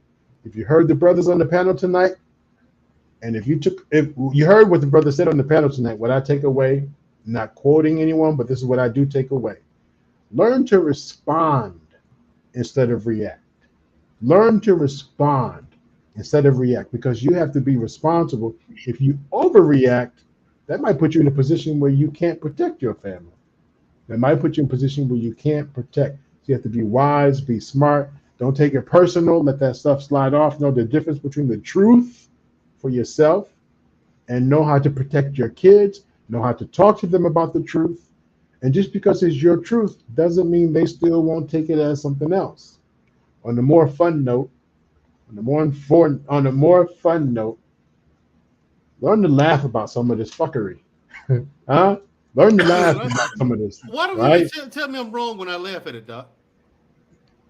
I don't know, but learn to let some of this shit go and laugh at it, because you get to see how sick some people are. You get to hear how delusional they are, and you can't change it. You can't change anyone. You cannot change anyone. But when it comes to your kids, you can offer them education or lessons on how they can also watch out for the truth. Have you ever seen me do that? Realistically, have you heard me say that before? You understand what Mama's trying to do, right? You understand? You hear the pain in what Mama, or how can we comfort Mom? How can we support Mom? Because that is Mama. That is Mama. That is Mama. So I'll land my plane with this. It's an honor to be in this position. It wasn't your normal Friday night barbershop, but I appreciate those who are in the chat. I appreciate those of you that came on the panel to have this conversation, to allow me the space to offer these other insights and challenge you. And for the women that actually said, hey, we understand it, and we apologize to the men that have experienced that, I thank you. We thank you. For the women who've been thrusted into that position of needing to lie or wanting to lie, we understand you. We just ask that you clean that shit up. All right? And how can we support you? Clean that shit up, and how can we support you? Because there's no excuse for it. No excuse for it. Now, on the raunchy side, I know some of y'all be causing drama just so you can get some dick. So if that's your goal, just ask for the dick instead of saying all the lies and BS. I get it. I get it. If you want some, don't get crazy about it. Just say, come on in and get some. But I guess it's more fun if you act crazy. On that note, I'll land my plane. And have you guys, are we done? Are we good? Anyone in the chat anything? Anyone? Hey, man. I'm a rock and roll. I'm a bid all you brothers good night. It's been a pleasure. Hey, thanks a lot. Thanks for rolling with the video. Thanks for rolling with the funny video, Arpe. Appreciate that. No problem. No problem. Hey, gentlemen. Follow me at What We Know Podcast on. I got you. I do follow you. I got everybody else's stuff. Yeah. Everybody on here, I think we already following each other on there, man. Right. I'm about to get ready to Let start. It on, bro. I hope my man Hank. He probably sleep now, but we getting ready to do a show on the 50th anniversary of hip hop, man, and that's gonna be dope. I'm about to start promoting as soon as we get it all together. I'm gonna be promoting that, and we're gonna have a panel on that, man. It's gonna be really dope, especially if you are in my generation. If you 50, you plus, you 48, 47. Hey man, listen, we gonna have that's gonna be a hell of a conversation. I'm glad you said that, JT, because one of the things is, if we think about who listens to us, and then sometimes the people who should be listening to us, they miss it because we don't really announce who should be coming in. So I'm glad you said that. The people who would really benefit from your show, everyone, but the ones who probably really stay and really capture what you're saying might be that age group you're talking about. Absolutely. Or that topic you're talking about. Mandrell, even for your stuff, everyone can benefit from what you offer. Everyone can benefit from it, but just be mindful that not everyone is going to be able to do it because of their fear. How many of us feel like, oh, I don't know if I could do 20 push-ups, man? And that's really related to so much fear. Not so much that you can't do it, but you haven't even done one yet because you don't believe you can do it. I can't change my eating habits. I can't change. I don't know. And what kind of stuff? What's in it? What's in it? What's in it? What's in it? Well, how's it going? How much does it cost? How much? If the man is talking about something that's going to benefit you, then why not have the conversation about what are the benefits and go from there versus then all the pushback. For real. And Lost in Translation, if you have not caught his show, now I've only caught a few of them, but I'm sold, and not just because like, oh my gosh. Sold, bro. Right. I'm talking about get the information. You heard him tonight. Even when we're having the fun part or the serious part, it just makes sense in what he's saying and the way that he lays it out. I believe everyone can take something from it. Everyone. So please check out Lost in Translation. Absolutely a benefit for you to do so. And if you walk away with nothing else, then put that in his chat, like put that in on the page to say, hey, I missed the point. Can you help me with this? Because I've never seen where Lost in Translation has not been open to the question, because he's willing to feed you what you need so you will learn from it. So please do that. And finally, with CBN, Black Dave. Now, for those of you who are to computers, that's your guy. Now, we also have Mr. Bennett, right? So we have a community that has a few IT guys. But please don't sleep, no pun intended, Black Dave, but please don't sleep on the fact that behind the scenes, no, seriously, behind the scenes, he's been keeping us together. He's the one making these things, the slices and splices and pushing the buttons and making sure we've been keeping it together. And believe it or not, quiet be told, there are actually other places that hire him or bring him in, or he volunteers to do the exact same thing because they trust that he knows what he's doing. I also want to give you a shout out, Black Dave, because as much as we razz you and as much as we razz Mandrell, I appreciate the opportunity to have that space with you where you're not personalizing it, getting angry and mad. It shows that brothers can have fun together and be serious together. So I want to thank you for that opportunity, not just like an easy target, but the fact that you allow it, because you know at the end of the day, hopefully you know, and if you don't know, I'll say it for all of us, we do care about you. Absolutely. That's not even in question. So to our loyal people in the chat, thank you. There's so many people I'm going to name, I could name. Just let me name a few who are here still. Quincy, the Wife School Podcast, Quantum Dean Metaphysics, and I hope I did not butcher that. And you know what? I see that he's not here, but we had Mr. Bennett here for a while. Maybe he went to bed. And then Beautiful Animated. Who else do you guys know of that are like some diehard, our mods? Lady Novoa. Absolutely, Lady Novoa. So he was here for a while, then he left. So April Carter, the World Class. Clement Gray. Okay. Yeah, Clement Gray. Yeah. Who else? He was you know who. Big Bad Bull? All right, I never heard the name, but all right. He'd be around sometimes. He'd be around, yeah. All right, Information Man. And then many more. I apologize. I can't just throw them off the top of my head, but thank you for being a continued loyal fan, listener. Please spread the word. Remember to like the show here live now and the after show. Please like the show. Spread the word. Let people know about it. We're here to have fun. Hopefully you had some fun and you also took something away from it with love and appreciation for who you all are. Thank you and have a fabulous rest of your night. Peace. Remember to be here Sunday for that chat and conversation. Monday for Security Boss and BMU, right? And Black Man. Tuesday, Talk That Talk Tuesday.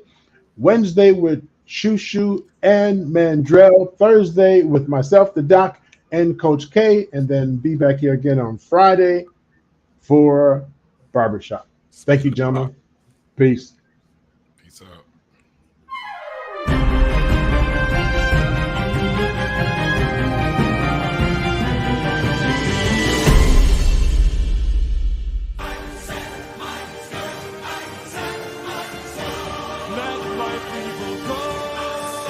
Go.